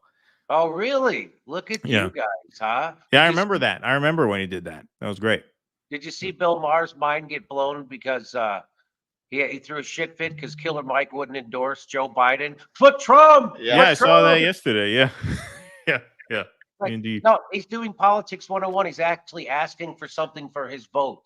That's what everybody should be fucking doing. Yeah, no, I saw that yesterday. I saw your live stream yesterday. Yeah, well, if you saw Tucker's the little video he dropped, he's like, "Hey, of course I would interview Putin. Everybody has interviewed Zelensky, right? Shouldn't you interview the person on the other side of the war and find out what they're thinking and find out what their goals are?" So let me just give you a short list, unless you've already done this, of the people who have interviewed Putin. Can I give you a short list of it? Yeah, sure. Let me do this. You have that hand. I saw some memes of it. Yeah. Okay. If you don't quit stepping on my fucking news breaking, I swear. I don't remember the names. Yeah, I know. I saw it. Yeah, no, I know. Yeah, I know. Yeah. Go ahead. Yeah. Off. Yeah, I saw it. I saw it. No, I saw a meme, but I forgot the names. Okay, so let me help refresh your memory. Oh, I thought I took a picture of it. God damn it. Oh, you don't have it? Oh, wait, maybe I texted it to myself. Well, back in the day, that was like nobody questioned journalist loyalty if they interviewed Fidel Castro. Nobody said, I remember you're disloyal to America for that. Barbara Walters. Even Lois Lane interviewed Castro. That's right. How about, I remember when Mike Wallace interviewed Ayatollah Khomeini during the Iran hostage crisis. Right. You don't. That was a scoop. You wouldn't interview Hitler? Of course you would interview Hitler. Yeah. Anyway, so, just especially now, everyone's a vegetarian. You probably had good recipes. That's yeah. The short list is Barbara Walters, George Snuffleupagus. Who's that? I don't even know who that guy is. Who is that guy? Charlie Rose. Mm-hmm. That's the short list. There's a much longer list. I thought I had a picture of it. I guess I don't have. Oh, I know. I emailed. No, people used to interview. No, all these. I think a bunch of NBC reporters did. Yeah, no, it was totally not considered a radical thing to do. Oh, okay. So here's the longer list. Who's that bitch? I don't know. Larry King. Who is that? That's the sex guy from what's his name? That's Matt Lauer. Matt Lauer. Yeah. Look, there's Oliver Stone. They think. They're after him. There's Megyn Kelly. There's the Chris Wallace, the bad Wallace. Right. Yeah. So everybody from Larry King to Chris Wallace to Megyn Kelly to George Snuffleupagus to Barbara Wawa, they all interviewed Putin, but the only traitor is. So when people tweet that out, do you think they know they're being idiots, but they don't care? I think it's just mindless. I think most people don't have politics. They have cult affiliation. They're signaling to the other people on their team that they're in that team. Yes. It's all about that's what it's about. Look, I'm in a position in a social hierarchy. Okay. It's I've used this comparison on the show before. I used to drive a horse and carriage. So when a horse is whinnying, what they're doing is calling out to the other horses. It's like an echolocation. Oh, really? Where the rest of the horses are. I mean, like when they go, like that? They're calling out to the other horses. So if you work with horses and there are other horses in the vicinity and your horse does that, you'll hear another horse answer the horse. That's what politics is for most people. They post this thing, Donald Trump is Hitler, and then somebody else goes. They're all just identifying themselves as members of the herd. Ah, that's good. He says a lot of things that makes me I want to put in my act. Well, there you go. You got him there to give you material for the next few days, right? So he's co-hosting tomorrow, and then he's hosting Friday, right? Yeah, That's like the plan. serving people shit and then telling them it's ice cream. I'm using that all the time. I think that's mine now. There you go. All right, nice. You can't serve people shit and tell them it's ice cream for 25 years and expect them to come back to listen to your news, right? Yep. That's it. Yep. All right, Keith. I mean, I'm still going to use it, though. You don't know. Keen, are you tired or are you just fucking tired of me? Because that's the look I'm getting. I can sense shit. Well, I mean, I am a little tired. It's 10:40 here. But Well, yeah. Why you want to sit in on the segments? Yeah, I'll sit. I got nothing to do. All right. Let's go to the next segment. All right, let's go to the next segment. So here, inch in. Yeah. Come on in. What? I'm in. All right.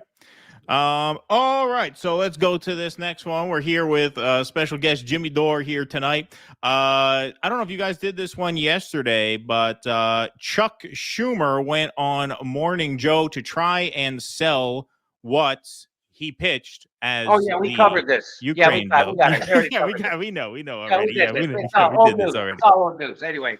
Yeah.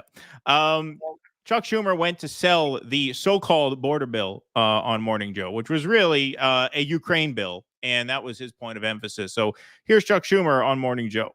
You worked very closely with Leader McConnell on this bill. Now that we see what's in it, seems to be as bipartisan as it gets. Why wouldn't both sides really want this to go through? Well, it's a great question, Mika. Look, it took a long time, 4 months of arduous negotiations. They fell off the tracks a whole bunch of times. I had to be on the phone even at midnight saying, we've got to keep going. Why?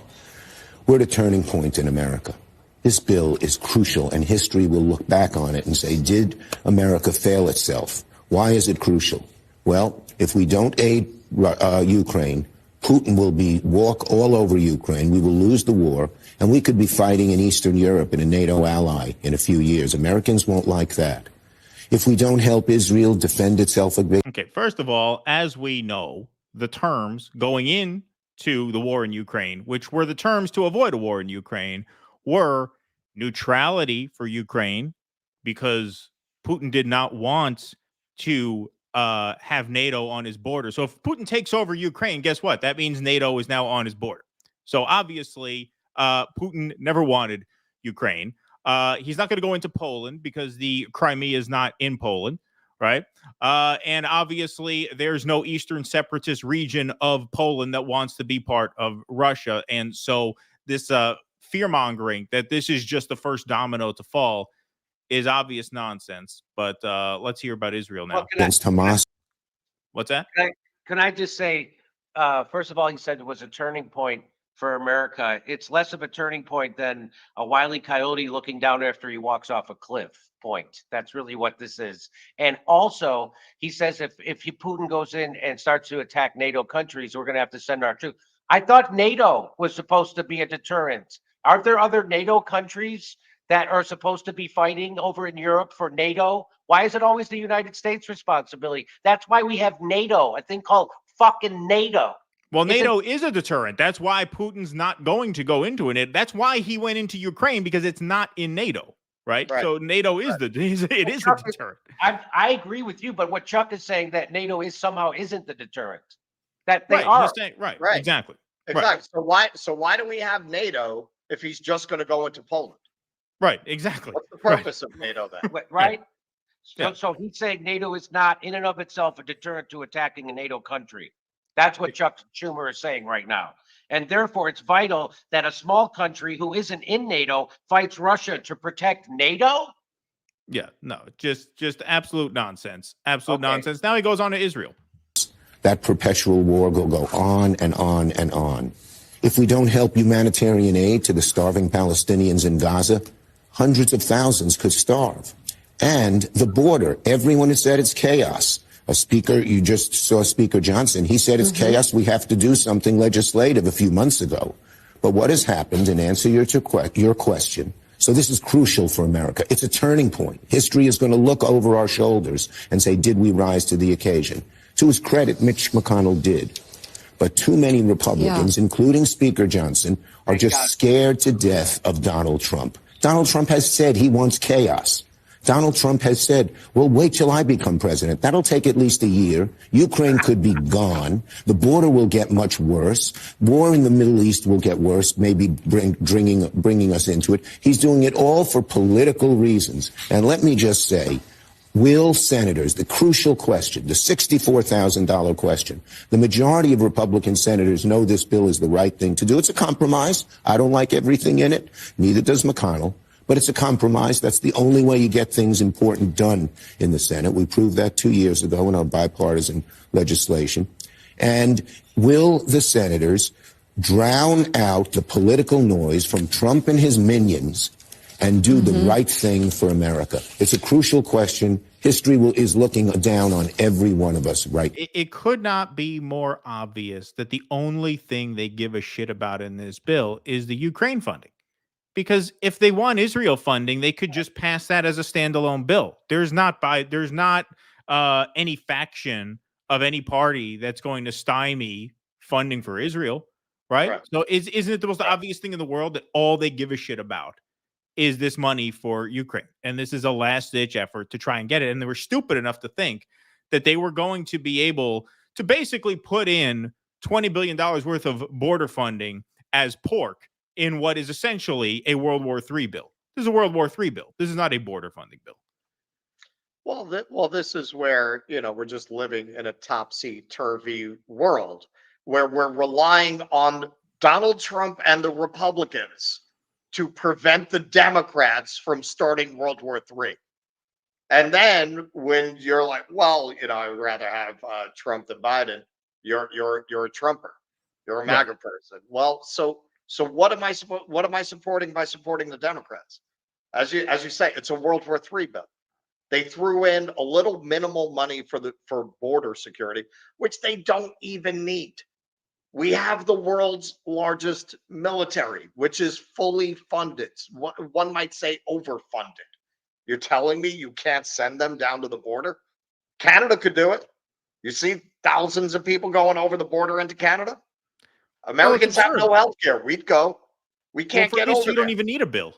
You don't even need a bill. I mean, this is what Bill Maher said. This is what a lot of the right wingers are saying. This is what a lot of the Trump wing of the party is saying. What you don't need a bill. You're the executive. You're the chief executive of the country. If you're allowed to enforce the border. Exactly. That falls within your purview, obviously, and obviously resources are not an issue. If resources were an issue, you wouldn't be putting into the same bill $100 billion of World War III funding. Like, if we need Congress to get us the resources that we need to do border security, then why is $100 billion overseas to the Red Sea, Taiwan, Israel, Gaza, Ukraine? I mean, it's amazing. Jimmy, what do you think? Do you think they want a bill to pass? Do you think anybody wants a bill? I don't think anybody wants a bill. I think the Republicans want to enforce the border their own way on a state-by-state basis. I don't think they want a bill. I think both parties want this as a campaign issue on a national level. I think the Democrats do. I think they do. I think they thought they could get away with it because usually in the past they could. Generals were always fighting the last war. They got away with this kind of shit for so long that they're just still doing business this way. Well, I just wonder if either of you are shocked that Misha Brzezinski didn't ask Chuck Schumer, why are you putting all these three things in one bill? Why are these all separate bills? Right. Why do you constantly keep doing this? This is what Matt Gaetz was complaining about. This is what we want. We want standalone bills. Why do you have to mix border funding in with Gaza, in with Ukraine? Those things don't have anything to do with each other. Why do you put them all in one bill? Well, we know why they do, but I'm shocked that Misha didn't bring that up. Aren't you? Well, the Ukraine thing is the real answer. Like, if they could separate Israel. They know they can't pass Ukraine on its own. That's why. They can't get a standalone Ukraine bill through, but they could get a standalone Ukraine. They could get a standalone aid to, I say Israel and Gaza, because that's what we do, right? We fund the victims of the genocide and the perpetrators of the genocide, right? That's called bipartisanship. That's called being being a grown-up, right? And Mikas, who's bleeding from the face, bleeding from right. wherever. But they could get a standalone Israel bill through. They couldn't get a standalone Ukraine bill through. That's why they have to do it this way. The Democrats think that they can strong arm Ukraine money through this. You know, they think that they can make the Republicans give them Ukraine money in exchange for border enforcement. But Well, then the ultimate flex is on the governor's side. You have Republican governors saying, well, no, we don't need to do that because we'll enforce the border ourselves. And if the Supreme Court says we can't, then Joe Biden can send all his horses and men in here and do something about it, which he's not going to do. And I think they know he's not going to do it. But it's not even border enforcement. What kind of fucking border enforcement is if it hits 5,000 a day for 7 days, then you close the border? That's not border enforcement. That's just a fig leaf. Border enforcement would be we'll close the border, which honestly, if they said that, I think you'd probably tip enough Republicans to pass it. If you literally said you'll close the border, you could probably get that passed, I would imagine. Probably, but then, you know, look, I mean, the other side of that is the Democrats now feel like if there is no deal, they can run on what they get to run on, which is calling the Republicans racist. And then the Republicans, this is why Trump says no deal is good. Anyway. Right. But this is why Trump says no deal is good, because then he gets to run on it. Right. And the X factor there is if the governors take it in their own hands, what will the federal response be, if anything? Right. All right. Jimmy, you got anything on that? See, now I toss to you. You usually toss to us. What if the governors take it in their own ass? That's what I was thinking. That's what I thought you were going to say. But anyway, I guess they have take it in their own hands. Yeah. I guess they have been taking it in their own ass for quite a while, and now they're taking it out of their ass and putting it in their own hands. In their own hands, right? Well, that's what you do, right? It's the order of operations. I know this is a family show. I'm sorry. Sam says Google Pelosi, Harris, Newsom, Getty oil dynasty.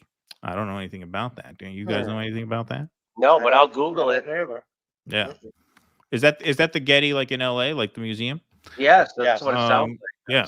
Mom's Ravioli, greetings from Estonia. Wow. I am as right-wing as it gets, but we agree on a lot. You two Jews are all right. Well, thank you. Don't go to the shower rooms tomorrow. All right. Thank you, Mom's Ravioli. Appreciate that.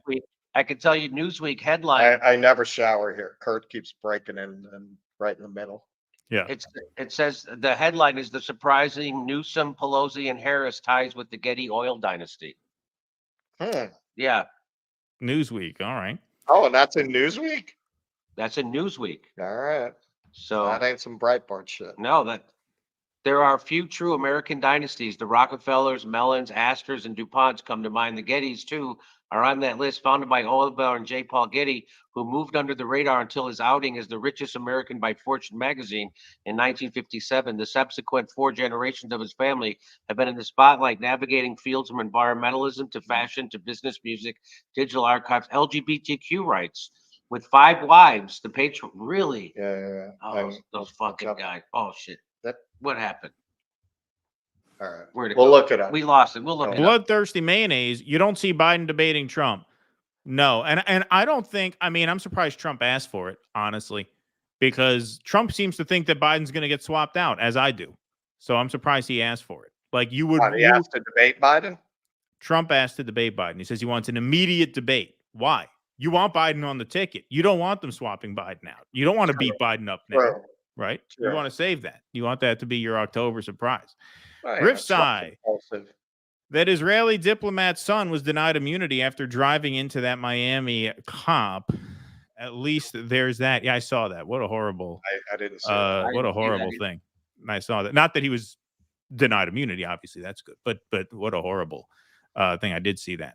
Thank you, Riffside. The blind truth. Hey guys, it's the word unitard instead. Also, please show some love to my song on Palestine called 9 Letters. It's on my channel, The Blind Truth. All right, I will look that up, my friend. Thank you.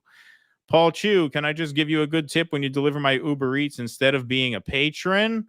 It depends on where you live. Do you live in the Albany area? If you do, I'll park outside your favorite restaurant, and then you can order, and then I'll get the order. But thank you, Paul Chu. And Paul Chu's member now for 7 months. Thank you, Paul Chu. Appreciate that. Lorian Brightbill screwing her out of tenure with that 1 semester gig. That sucks. Who's got screwed out of tenure? Yeah, Hillary. Oh, that's right. We were talking about Hillary's. We never got around to it. I wanted to go over there and do an action on her. That's right.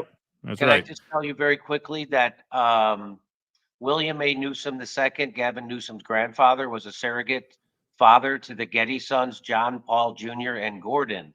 William Bill Newsom III, Gavin's father, was even the bearer of the ransom money when John Paul III was kidnapped. Newsoms, Harrises, Pelosi's, and Gettys are godparents to one another's children and make appearances at important family events. This adapted from the excerpt from James Reginato's Growing Up Getty offers a window into how it all began. So that's just a small snippet. It's a big club, and you ain't in it. You ain't in it. McDougal, evening, fellas. Take a look at the 14 members of Congress that voted with Dems to kill the standalone Israel aid. What do you notice about them? MAGA. Thank you, McDougal. McDougal is our resident MAGA. He's our resident MAGA guy. Indeed. Thank you. I'd watch you guys more often on Rumble if Rumble was on smart TV. Yeah, Rumble. The Rumble app is on a couple TVs, right? Don't they have the Roku app with Rumble now? Jimmy, you might know that, right? Isn't Rumble coming on TVs? Or you don't know? I'm not good with that stuff. Yeah, that's the thing. Here, bloodthirsty mayonnaise. Trump is literally stopping funding to Ukraine, but he's the same as Biden. Don't be so into post-duopoly that everyone is the same. Well, he said in a campaign speech the other day that he wanted NATO to kick in more money, which is not exactly the same as I'll end the war in 24 hours. I mean, that was not satisfactory to me. Yeah, he's also all in on Israel. And in his last year in office, he gave the Pentagon more money than they asked for. They asked for $733 billion. He gave them $750 billion. So let's not forget that. Right. What did I say about peasants? What did I say about peasants? Suck up to your lord. And by the way, when we went to Langer's today, they have hip waiters because the waiter went like this. He pulled his coat and Lang goes, "Yeah, that T-shirt's right on." Right? They did. They did. John M. in Minnesota. Next up for regime change, H.R. 6954, Restoring Sovereignty and Human Rights to Nicaragua Act of 2024. Didn't like outcome of that last election. We're doing Nicaragua next, actually, John M. Thank you very much for that. I think it's pronounced Nicaragua. This account is pending review. Biden thinks he could run on border security against the guy who built the wall. Look, he's not going to. I mean, I can't imagine there. I mean, look, I tweeted out a graphic of that bill, and I said, this is a World War III bill disguised as a border security bill. The Democrats are stunningly bad at politics. And maybe that's true. It's just hard to imagine they wanted that. It's hard to imagine they thought they can get that through. Maybe they did. Maybe they did. I think they did. Yeah. But it's pretty obvious that wasn't going to happen because they just don't hold any of the cards. How can they? Preteri, thanks for the $5. If I only listened to Breaking Points, Crystal would have made me think the bill is a great deal for Grinchy Republicans. Thank you, guys. That graph is astounding. Yeah, that graph says it all. I just happened to find that in Reuters. Somebody tweeted at me. They thought I made it. I can't make a graph like that. No, that was in the article. And I thought, wow, that really spells it out. Axel Hayden Biden. What is your Twitter handle, Keaton? My Twitter handle is just @DoDissidents. I have a personal, but I don't really use it.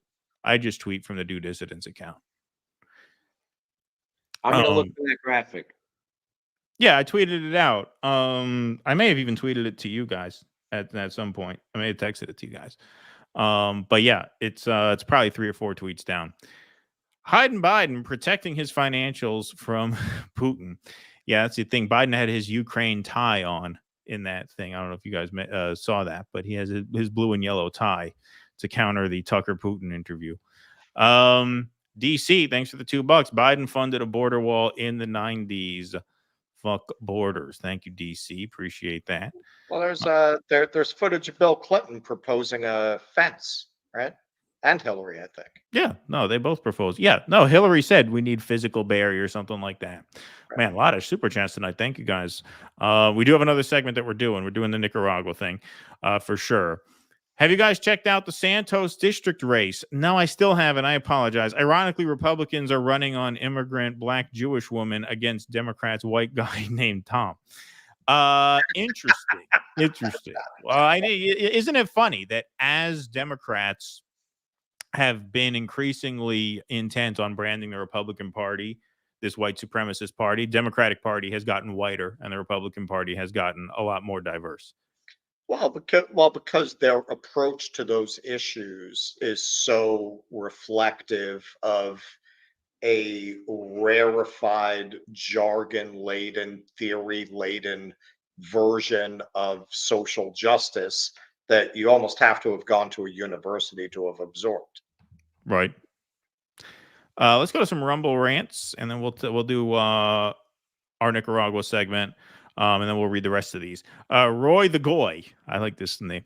Russell, the brilliant polemicist, Thomas Friedman predicts that Pizza Hut will soon go the way of the recently extinct Yangtze River dolphin. Good comment.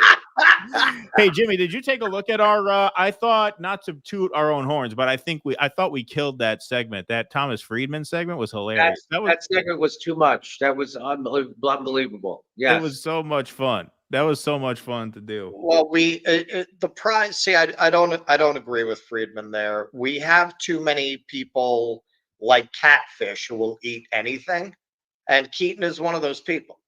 Right? He'll just suck up that Pizza Hut.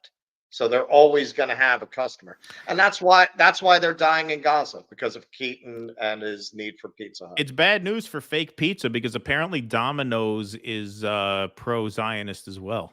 Are they? Yeah. All the good guilty pleasure fake pizza chains have horrible politics. Well, Not one of them. The argument for getting pizza from your local mom and pop pizza shop. That's true. That's true. I'm sure they're As long as it's not Israeli. right. Real humanitarians down there. Excuse me. Nocturnal Human, thanks for the $1. At least they're not funding war against Africa yet. Those Congo resources are going to be important. Yeah, in World War III. Thank you, Nocturnal Human. Appreciate it. The Judge 51, thanks for the $5. Hidden in the border bill was only immigrants from Mexico and Canada would count towards the $5K a day. No other nationalities. Oh, that's interesting. Oh, really? That's interesting. Yeah, how would they even know that? Like, how would they even keep track of that? Well, could you? That's how why is you it have to possible? say, like, clearly they don't want to stop the flow of immigrants. Like, if you Right. want this bill so bad for your MIC handlers, why would you make that part of it so weak? So weak that Trump is going to say no deal, and it's going to, and the Republicans aren't going to be able to say no. This is actually very strong. No, the only thing I could think of is that they're just desperate to get that Ukraine money. They will not just give that up. They just can't. They just cannot do it. Where's Kill says waste a shitload of money. Money, man. Yeah, he's got to get it. Need some of that Ukraine money. Where's Skill says waste a shitload of money, then rub it in the face of the needy. Truly the American way. Jimmy, did you find the graph I was talking about? Yeah, I just tweeted it out. Oh, awesome. Oh, thank you. Oh, yeah, look at that. Oh, and you gave me 100%. Awesome. That's Thank right. you. That's an endorsement. Like pastrami. Yeah, yeah, yeah. Right. You should put the pastrami sandwich emoji on there, right? To add to it. That's how you can SB. tell Elon's anti-Semitic. They don't have that on X. Yeah, right. Yeah, no pastrami emojis on Twitter. Part of the reason they want migrants is because of low Western birth rates. Population is literally getting too old to work. Interesting. Well, look. Some people have said it. I agree. We could kill two birds with one stone here. Send them to Ukraine, because they've wiped out their entire younger generation. Yep. Indeed. That's a good line. Whoever super chatted you that line, I'm writing it down to put in my act.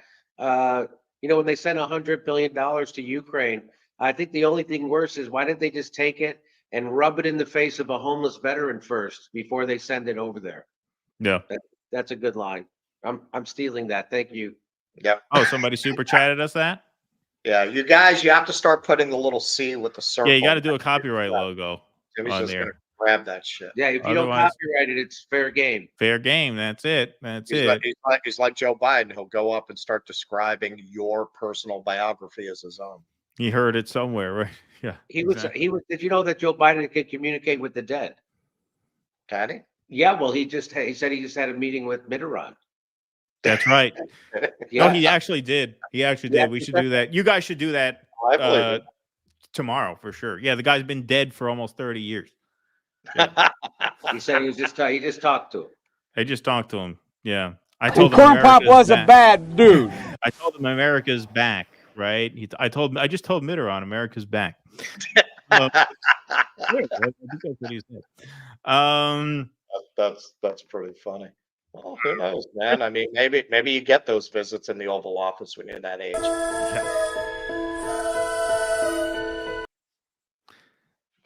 Christos, love you guys. Keep it up. Thank you, Christos. Vice interviewed ISIS, but Putin is beyond the pale. Yeah, I can't wait for that interview to drop. Hopefully you guys get lucky and he drops it early tomorrow so you guys can cover it tomorrow. I gotta say, man, Vice went bankrupt, and whoever took over, I keep seeing articles where it's been so long since I would source something from Vice. Like now, because we want to cover the thing about the IDF Telegraph channel. That Vice seems to have done the best article on it. Like they're not doing sex toys for gay cats anymore. They're doing actual articles. Yeah, I've never really followed Vice that closely. I used to live right around the corner from their headquarters. I mean, it Williamsburg. just became like the most absurd caricature of a yes. Now lesbian nuns are able to move into crack houses. Why that's a good thing. Like they've just been doing those headlines for years. Oh, look, here's Yeah. Oh, you got the sound drop too? Somebody Where'd you made get a that? gift out of that. Oh, they made an audio gift. That's probably inspired by us. We have that as a sound drop too. Where is it? We have that here. Yeah. Oh, you have Where it Skill too? says, Jimmy, please use it. He wants you to use it. It's on him. Thank Just you, Where Skill. love you, brother. Play Raleigh again. Where Skill, tell me what city you live in, and I'll put you on the guest list when I come to your town. Is it Raleigh? Raleigh, look at that. Beautiful. Nice. Okay. Where's Skill? There you go. Send a thing to info@jimmydore.com, and well, when I play Raleigh again, I think I played the Funny Bone there, right? Yeah. Oh, that's awesome. That's cool. So where's Oh, Skill? no. Charlie Goodnights. It's a club called Charlie Goodnights. That was a fun show. Yeah, that's a good time. When are you coming to Boston? You're coming to Boston soon, right?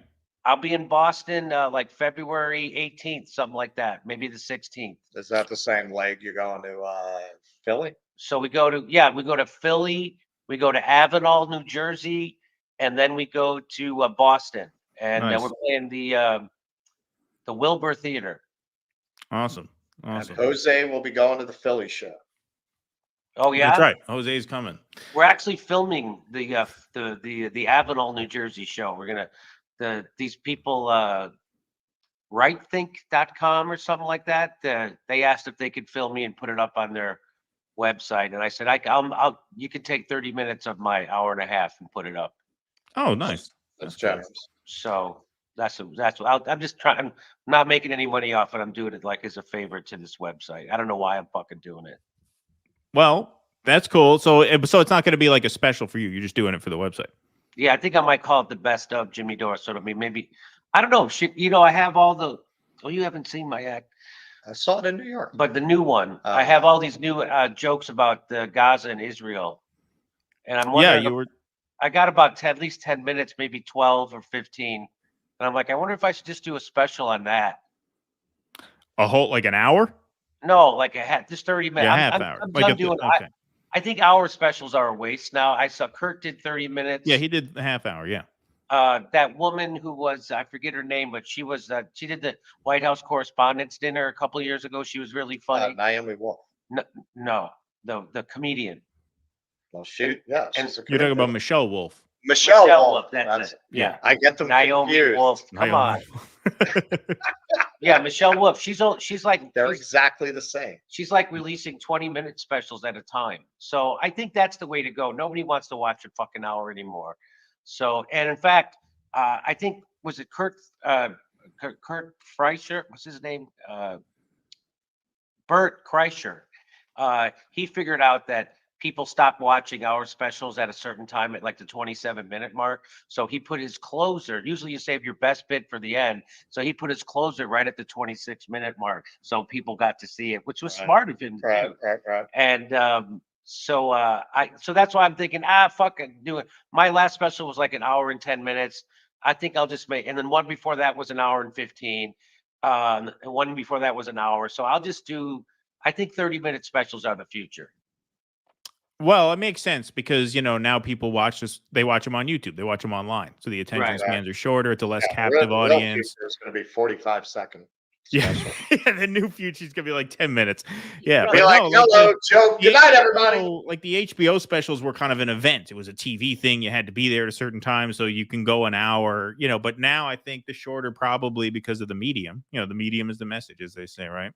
Yeah, my problem was I was afraid to drop my special on YouTube and everyone would see it, and then when I would tour, everybody would know the jokes, and I hadn't written a new hour yet, and I got nervous people wouldn't laugh, but people don't mind. They like to hear it. Like people forget the joke, and then oh yeah, that's funny. It's yeah, so it hasn't really fucked me up. So maybe I will drop that Israel Gaza stuff. Maybe that's what I would. So we're taping in Avenel, New Jersey, and we might also tape in Philadelphia. So we're coming up. We're doing Philly, Avenel, and Boston. Boston, okay. I'm getting pizza from this guy who runs a pizza joint in Boston. That's supposed to be pretty good. So I'm excited about it. Boston. You know, like Boston? Yeah, he's gonna thumb his little. Yeah. Boston. Russ and Jim remind me of Grandpa talking about the good old days, says Rose Blossom. Love the Jimmy Dore cameo, says B Goads 22. Thank you for the $50. Keep up the good work, boys. Thank you so much. Let's give him a cowbell. What did he give you? $50. Wow. $50. Make me holla. Yeah. So this guy Joey Silva contacted me. Thank you, B Goads. Union Park Pizza in Boston. So it's called Union Park Pizza, and I actually looked up the reviews. People like it, and yeah, but they're in Boston. They get their dough from Italy, so it's not sprayed with glyphosate shit. All right. Okay. All right. All right. But it's gonna be like that Italian style pizza, which is good. It's good. All right, let's do the Nicaragua segment since it's getting late, but we promised the audience that it's on the thumbnail. We got to do it. It's on the thumbnail. We got no choice. Nicaragua. Nicaragua is in the news. Nicaragua. That segment, I'm breaking Kucinich's balls. Nicaragua in the headlines. This is from Al Mayadeen English. This got almost zero coverage for the first couple days it was in the news. Democracy Now! Finally picked it up. But Nicaragua is taking Germany, Canada, the UK, and the Netherlands to the International Court of Justice for genocide. This is the actual press release from the Government of Reconciliation and National Unity. This is translated from Spanish, so if some of the phrasing is a little awkward, that's why.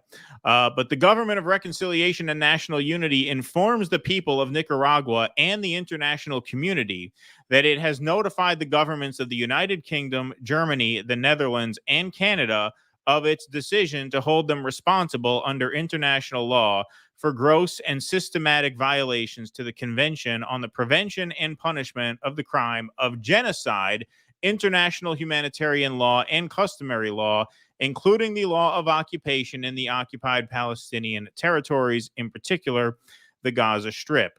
In this vein, in a note verbal sent to these governments, Nicaragua recalled that the facts and circumstances of the Israeli actions in and against the Palestinians, led the International Court of Justice to conclude on 26 January that, quote, at least some of the rights claimed by South Africa for which it is seeking protection are plausible.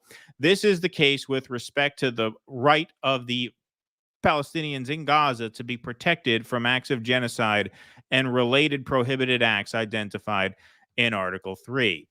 Although the order on provisional measures of the court is not a judgment on the merits, nevertheless, on the evidence publicly available, the court found it plausible that the Genocide Convention has been and is being violated by Israel. If genocide is plausibly occurring in the Gaza Strip in the judgment of the highest world court, it cannot be otherwise in the judgment of the international community that is also dramatically aware of the same facts that led the court to that conclusion. The obligation to prevent genocide arises and begins when there is a risk of it occurring. In fact, when it is plausible that it is occurring or might occur. This plausibility is now beyond doubt and dispute. In that sense, Nicaragua has urged the governments of the United Kingdom, Germany, the Netherlands, and Canada to immediately halt the supply of arms, ammunitions, technology, and or components to Israel, as it is plausible they might have been used to facilitate or commit violations of the Genocide Convention, including, but not limited to, acts of genocide, attempted genocide, complicity in genocide, and conspiracy to commit genocide. Unfortunately, the provision of military weapons and other assistance capable of being used in the genocide taking place has not stopped or diminished since the genocidal attacks of Israel on the Gaza Strip began in October 2023, and in some cases has indeed increased.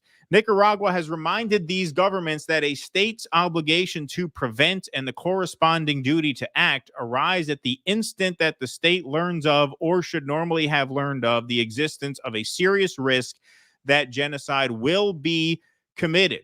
Furthermore, Nicaragua has warned that the recent announcements by these governments on the suspension of funds to the United Nations Relief and Works Agency, UNRWA, further exposes that in the present scenario, the governments of the UK, Germany, Netherlands, and Canada continue to disregard their obligations and to actively facilitate violations of the rules of international law by Israel to the severe and immediate prejudice of the Palestinian people, particularly Gazans, and the international community as a whole.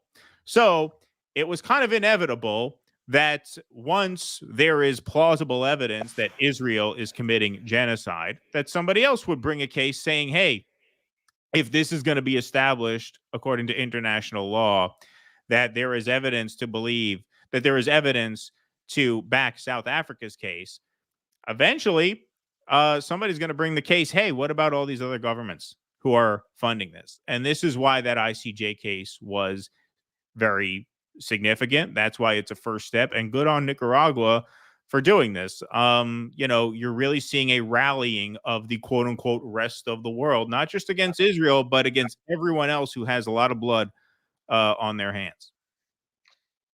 The horror of this is just too much to ignore and to cover up. And a lot of that does have to do with that we live in an interconnected world. You just can't cover this up the way that they used to. We talked about this. You never really saw those images of the Iraq war, right? It looked like a game of Missile Command to watch it on TV. Me personally, and I think this is true of a lot of people, we don't really see children mutilated in Iraq until Michael Moore dropped Fahrenheit 9/11. And it was shocking because you had never seen it. Now you're seeing this every day. What kind of, you had a pretty big anti-Iraq war movement.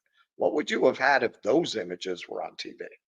See, after the Vietnam War, they learned their lesson. That's when they started embedding journalists. Yes. So that they could control the media narrative. They could control what they would see. Now they don't have that control anymore because everyone's a journalist, right? Everybody has a phone. Except Taylor Lorenz. Except Taylor, she's the only exception, ironically enough. You know, when it comes to Israel, Gaza, I think it's going to work itself out. Yeah, that's the new material, right? Well, this is something, I hate to do this because this is this is not funny, but this is some evidence that maybe there is a genocide going on. This was an account called Led by Donkeys.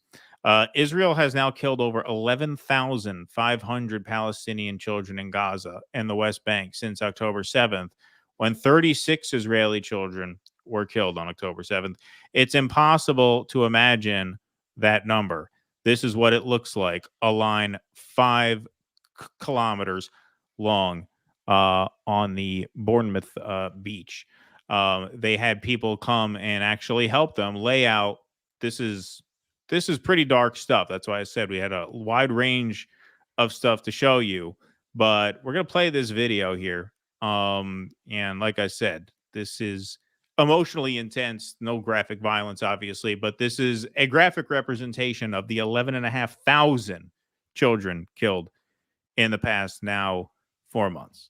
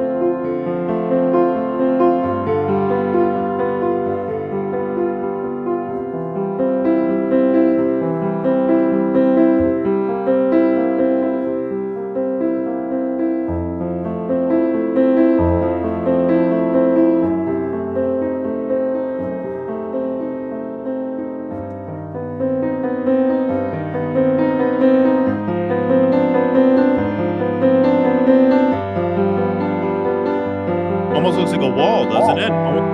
Like a border wall.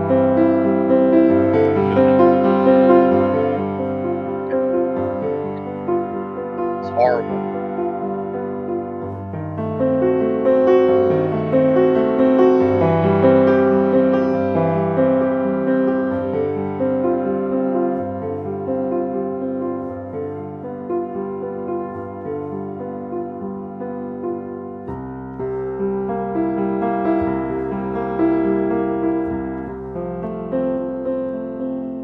I mean, that anyone could even show their face in public and defend this and defend Israel is shameful.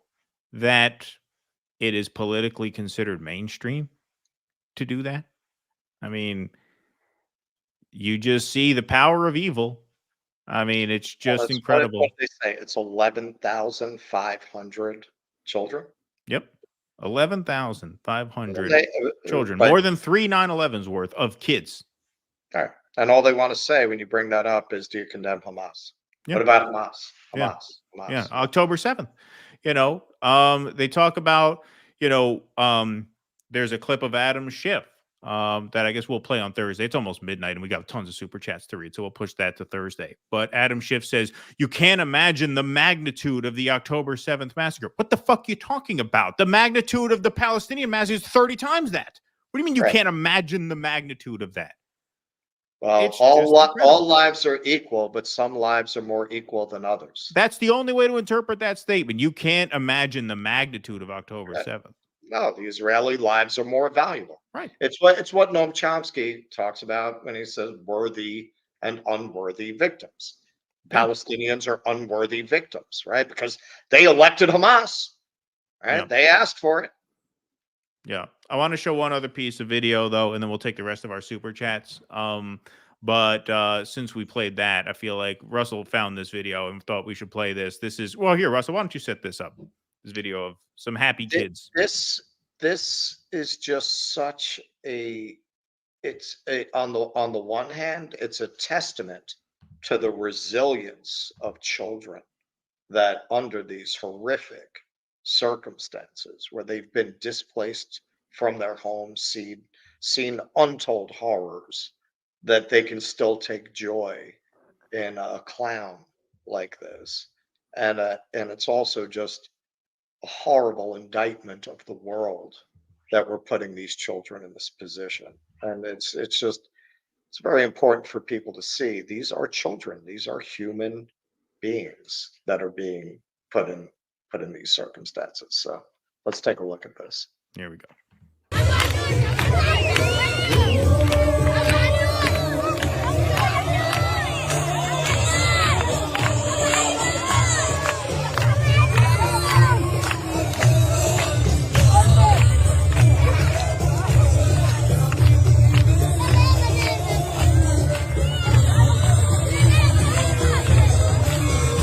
This is the traditional dance. Yeah.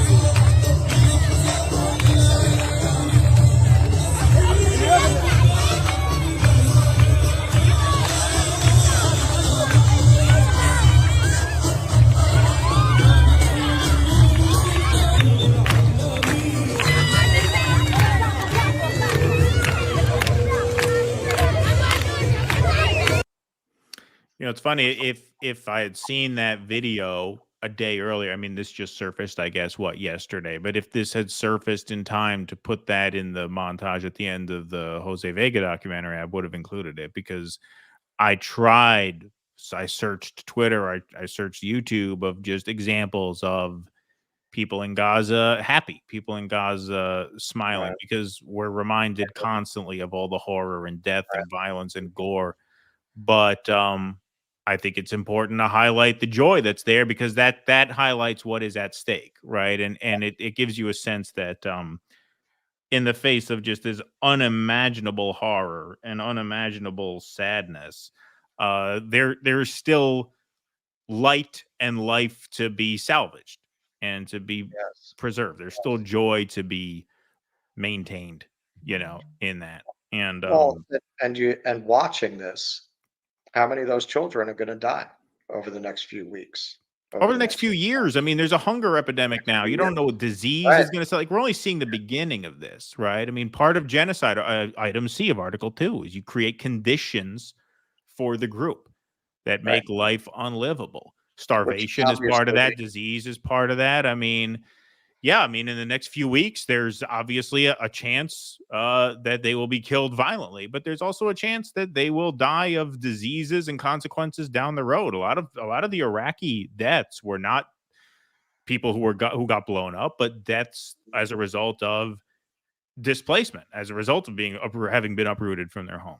You know, I mean, well, get you down the road too. The 500,000 children that Madeleine Albright was asked about, was it worth it? And she said, yes, that wasn't through bombing. That was through bombing medical facilities and food shortages. Right. Sanctions. Yeah, exactly. They were killed through sanctions. They were killed slowly over a long period of time. Right. That's what those 500,000 kids were. But it was worth it, right? Come on. Right. Absolutely. And the idea that we let these psychopaths walk freely, much less to lead us, to be respected leaders in society, that Madeleine Albright, after saying something like that, that wouldn't be the end of her career. Yeah.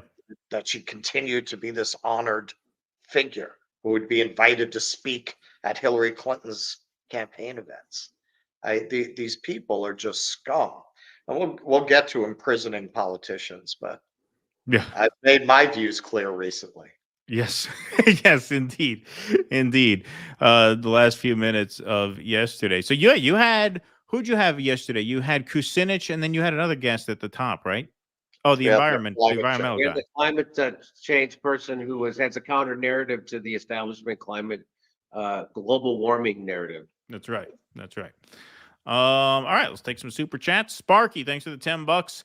All the bad things Putin has been accused of over the last 20 years are hoaxes, are false flags carried out by the CIA and other Five Eyes agencies. Putin is actually a reasonable and righteous man. Is that Jackson Hinkle? Is he watching your show? He's got Jackson Hinkle's money. Apparently, he super chats a lot. I think Sparky hits you guys up quite a bit too. Sparky is. I think Sparky discovered us through your show, Jimmy, and so there's very credible evidence of Putin wearing white after Labor Day. That's right. Do we spend tax money on anything other than war? Jesus fucking Christ. Well, that's the other part of the border thing too, is that, I mean, we're going to talk about scarcity of resources, and the government imposes that kind of austerity on us. But when you look at, that's the other just insult to injury part of that bill, that it's $100 billion in foreign aid.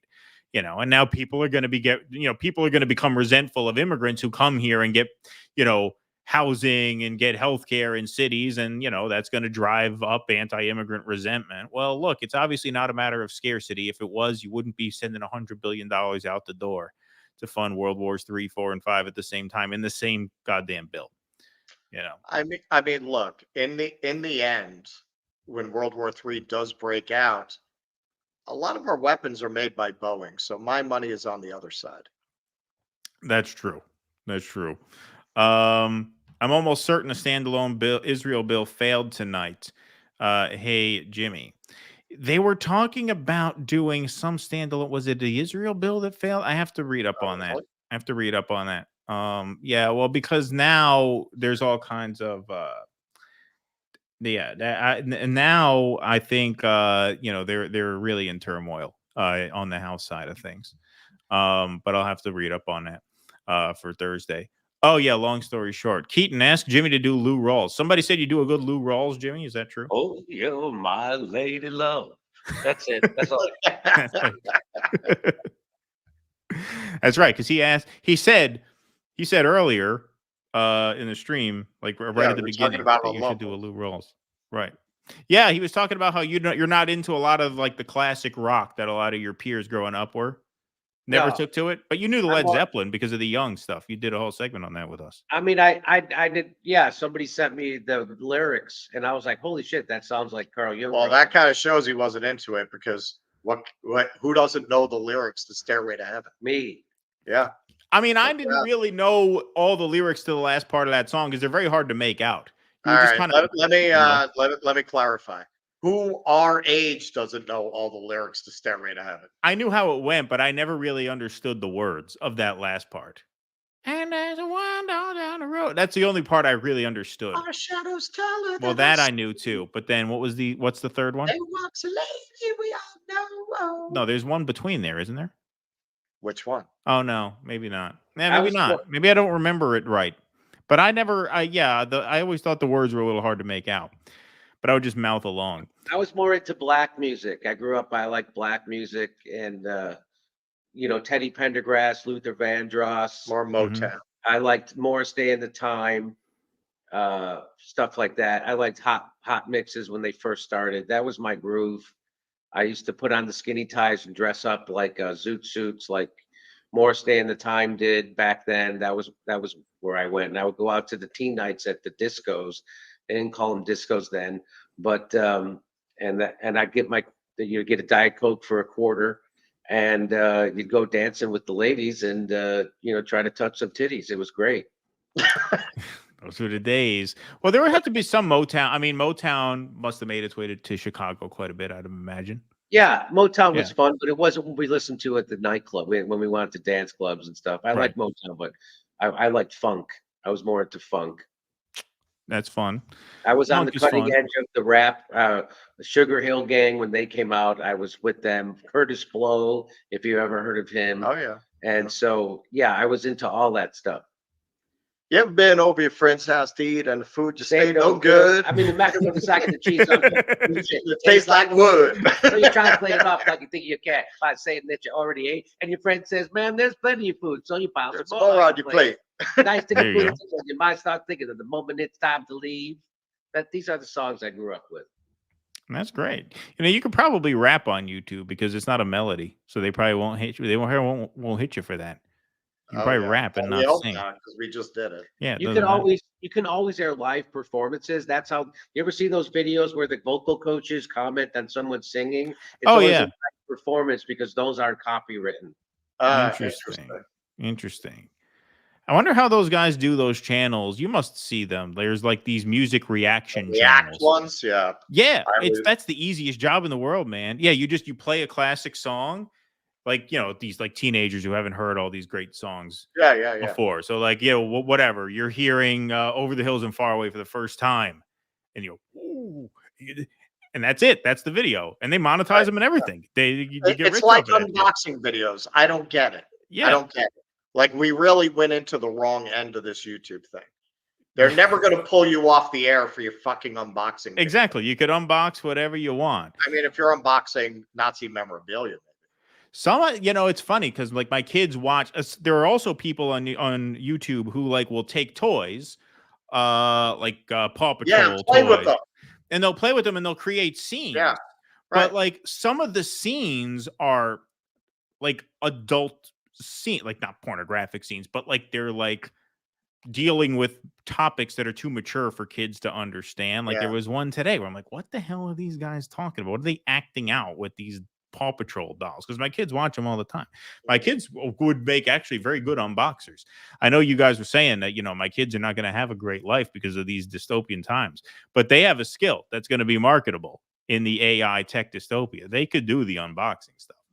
For sure. Yeah. All right. And they're So twins. they got a niche. And they're You know, cute. you just keep pumping out kids because you're selfish. And, and you don't care what happens to the planet.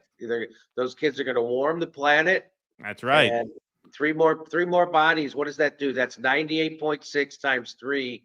That's almost 300 more degrees warmer. And you just don't give a 300 more degrees.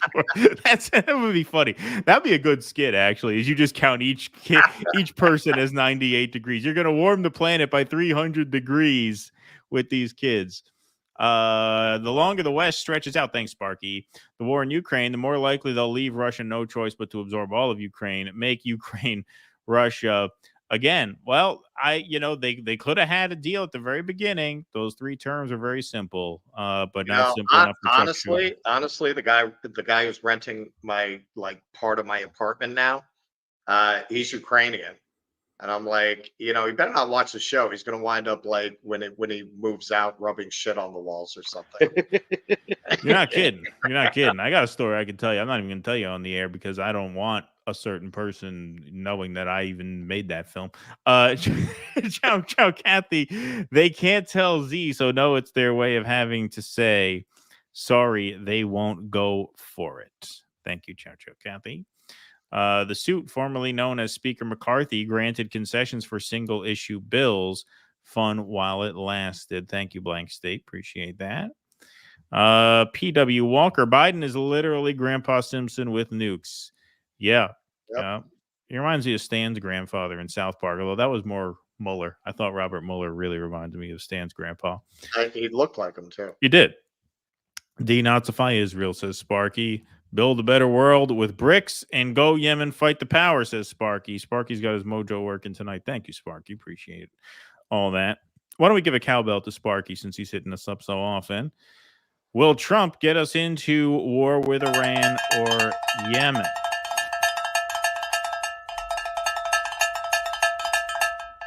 Jimmy's act. It'll work itself out, right? That's it. War with Iran or Yemen, it'll work itself out. Why do we have to choose? Well, you know, I thought he meant Iran or Yemen, as if we have to choose one, or maybe he won't get us into any of them. Well, I said this on Jimmy's show. I think Trump, like the ultimate irony with Trump is he strikes me as a very conflict averse guy at the end of the day. Like, I know he doesn't posture that way, you know, because he's very confrontational and very sort of like pugnacious in his approach. But every time he had the chance to escalate a conflict to here, he would always pull back and keep it around here. He would always back down with Iran, North Korea. Yeah, exactly. He even, Syria, Putin derangement syndrome existed long before Trump derangement syndrome. That is true, Sparky. Very true that. Mount Du Ramen genociding with Biden. Thank you, Mount Du Ramen. Sparky again. J. Paul Getty was living almost a hermit existence in a modest, if not a transient hotel before a reporter outed him as the world's richest man in 1957. Once outed, he spent the money to play the role. Interesting. Oh, Russell, you're going to? Oh no, not tomorrow. Russell's going to Universal Studios on Thursday. I told him to go Thursday, there. yes. Yeah. And did you ever go to the Getty Observatory? No, not the observatory. It's a museum. I have not gone to the museum because that is really not feasible with public transportation. No, it's too far out. Yeah, I've been there before. It's cool. You take a train up. The views are really nice. Oh, too. maybe there is a way. Well, look, I mean, I'm coming back in April. That's when I'll go there. That's true, Jimmy. We announced that Russ is going to be back in April. Yeah, I'm going. Well, you're in Europe. Yeah. Going to Europe. I don't know why I'm not going to fucking Ireland and Scotland where they actually speak English, but I am going to Stockholm. I'm going to Amsterdam, Rotterdam, Berlin, and then London. London, the first show already sold out. We're going to add another show, but the tickets won't go on sale till next week. Is that your first time in most of those? Yes. Oh, I've done comedy in Rotterdam before. I went to the Rotterdam Comedy Festival in like 2003. Right. And the first show went well, and the second two shows sucked because the people are watching comedy in a second language. So sarcasm and satire often gets lost. Yeah, I was going to ask that. It must be weird to do. Like, it's one thing to like play music to a foreign language audience, even if you sing in English, because they can still kind of get it. But comedy is different because you not only have to know what the words mean, you have to know the irony, you have to know the sarcasm, you have to know how they can be twisted and used. That's what comedy is, to a large extent. But well, that's where, look, I don't want all the simps jumping on me, but I've mentioned this before. Whenever I talk about a certain country, it's very clear to me that they have agents online. And the way I can tell is because their English is perfect, but it's not vernacular. They don't get the subtleties. Yes, I am from England. It is ridiculous that you think I am not. Ha ha. That's how it comes off. Like an AI basically trying to be casual. Let's take some Rumble rants. ZMC McMahon, great numbers tonight on Rumble. Thank you. Glenn's numbers are very strong tonight as well. Senate bill is DOA. The independent media is. What are your numbers? Our numbers on Rumble are good. We had about 18 on YouTube. Sorry. Independent media is becoming the people's mighty Wurlitzer. Keep up the dissidence. Thank you. Yeah, we had over 1,000 live viewers on Rumble. We had over 1,000 at a time. I don't know. What are we at now on Rumble, Jake? 1,200. Wow. 1,200 on Rumble. How you like that? Nice. Well, this is, I mean, and I said this when you started doing your switch, like it's great that you're doing that because that's really helping to build the Rumble audience for like left commentators, Yeah. You mean when we started doing the switch over from YouTube to Rumble? Yeah. Because that you're helping everyone get acquainted to that platform. Now they're all creating accounts where they can log in and they can watch it just like they used to be, on YouTube. And it's hugely important because it's really terrifying to think, as making money on YouTube, doing a show on YouTube and making money with YouTube is like working for the mafia. Like, yeah, you can do okay, but when you're in the mob, any day the feds can knock on your door and that's it. Done. That's it. Gone. But my prediction, and I love Rumble, but my prediction is when Rumble becomes even more substantial, it's actually coming along very quickly, by the way. It is. I think it really is. And but at some point, Google is just going to offer them $500 billion, and who can say no to $500 billion, right? I'll tell you who. Chris Pavlovsky. That's who. He's our man. I've since realigning some coalitions of ours versus Dems. Thank you, Cool Blue. Yeah. I mean, isn't that what when people create a new like software company or a new anything company in Silicon Valley, the hope isn't that company becomes profitable. The hope is that company gets absorbed by Microsoft or Apple or somebody bigger than them, right? Isn't that the whole? That's really the business model now. But these guys seem to be coming more from a general principles kind of a direction. I mean, you do have these conservatives who really believe that they're defending the underpinnings of Western Well, they are civilization. actually. And I mean, you look at, we're going to cover this on Thursday, Elon is funding Gina Carano suing Disney. I was talking to you about that before. But have you seen him fund like the Assange defense? All of these guys, they're very selective about what they decide to get right. Yeah. But like they're going after like the Rumble sponsors are like, they always tout these like independent coffee brands. Like they've had a chance to sell their creators down the river. Like when the creators tried to get Dan Bongino, demonetized or fucked with, they told whatever advertisers didn't want to advertise with him. Rumble said, listen, fuck you. If you advertise with us, you have to be open to creators with different points of view. And if that doesn't work for you, then take your ad dollars elsewhere. They lost a couple big accounts over that. I think they lost Burger King over that, because, a lot of their advertisers are small. I mean, they're getting bigger now. We're starting to see stuff that we, recognize. When we first started on Rumble, it was like a guy selling shotguns out of his garage. Those were the advertisers. But now we're like Give, Send, Go is advertising there. We're starting to see some bigger brands, so that's good. Give, Send, Go is like a fundraising platform. Yeah. Oh, really? Yeah. Send, Go. I know what that is. Yeah. It's you want to talk about strange bedfellows. All the leftists are on this Christian fundraising platform because they won't censor. Yeah, they're the only ones who won't censor them. GoFundMe did that thing with the gray zone. That's why we don't use GoFundMe anymore. Yeah, right? I think they should change the name to Go Fuck Me. Yeah. Exactly. Thank you, Zach McMahon. Sloppy Top 10. Thank you, Russian media, for informing me that Tucker charged his phone with a USB port and had access to high quality internet. Man, that interview, I can't wait to watch that. That is going to be quite something. That's going to be interesting. Roy the Goy says, Jimmy, I'm so excited that you and Steph Zamarere are coming to Philly and Jersey. You going to go catch a show there, Roy the Goy? All right, Roy, I'll see you there. Come to Philly. Tusker says, question for JD. Do you only take the fedora off when you're doing your YouTube and comedy gigs? Hard. This is correct. That's it. You're a hat guy. I used to be more of a hat guy than I am. I should start wearing hats again. By the way, Jimmy, I don't know if you noticed. Look at this. I did notice. Looks fantastic. I used your technique too of standing in the middle of the bathroom and letting the hair fall on the floor. And it worked good. I vacuumed it up. It took a little longer because I had a full beard, and so I kept having to scrape the hairs out of the razor because I didn't have a sink to kind of shake them off in. But it's worth it. It's worth it because the sink is working fine. And it was a decent shave. Took a little longer, but that's all right. It's worth it. Jonathan Achilles, thanks for the $2. Can you guys do a video on Destiny? Yeah, Jimmy, Russell was texting me about who Destiny. Is that? He kept asking me who he was, and I said, why? And he says, well, Jimmy's asking. He's a guy, he used to have blue hair. He does a lot of debates. He's like one of these debate me bro types. He just did a debate with Greenwald. He did a debate with Cenk, actually, recently. I don't watch any of them. I don't watch the debates. I find them boring. I mean, who the hell cares?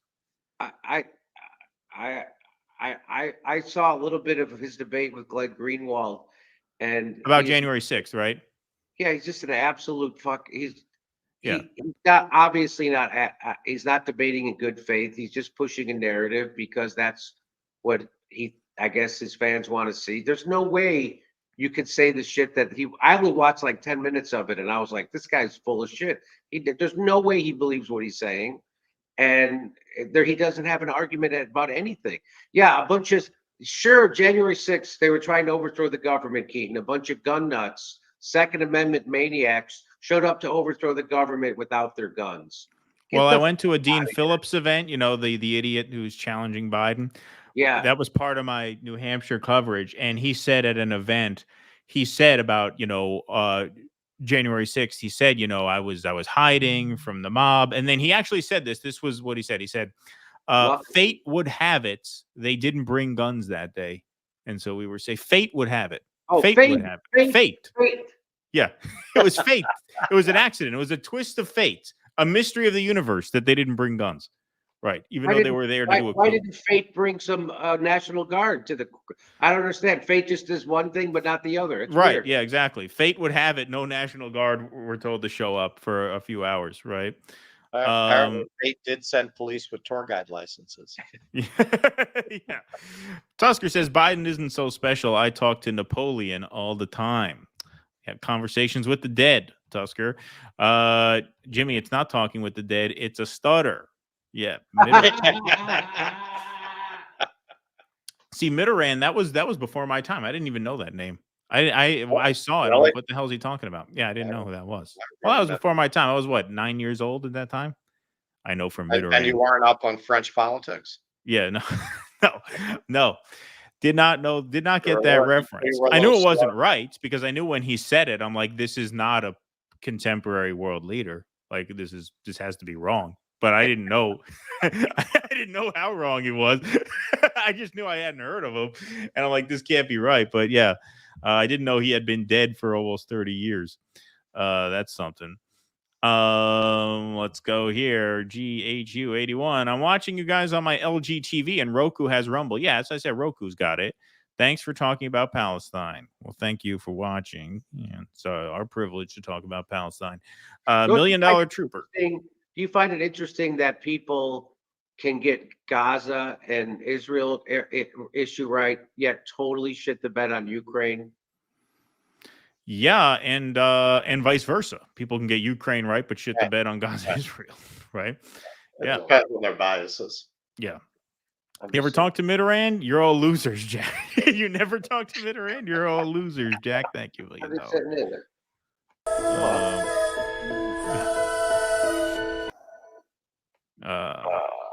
Way to go. See, from where? He's talking to the wife. Oh, okay. To kill the mute. What are you going to put in it? Katie, oh yeah. Oh, Russell and I are talking about this. We're not gonna tell you our plan yet, but we have a plan of a parody of our own. Katie, plan. Biden ICJ reaction song. Nothing's gonna stop us now. I saw that. It was good. And we got something up our sleeve that we're gonna start working on. We're talking to many people right now. We're talking to a lot of great people about doing a lot of great things. We have a lot of great people who are about. It's gonna be fantastic. I think you're all gonna be very happy. You're gonna be very happy with the result. A lot of people are going to be very happy with us. Believe me. Beautiful, big satire song. Russell, Keaton, Jimmy, what movie scared you the most? A movie that chilled you to the bone?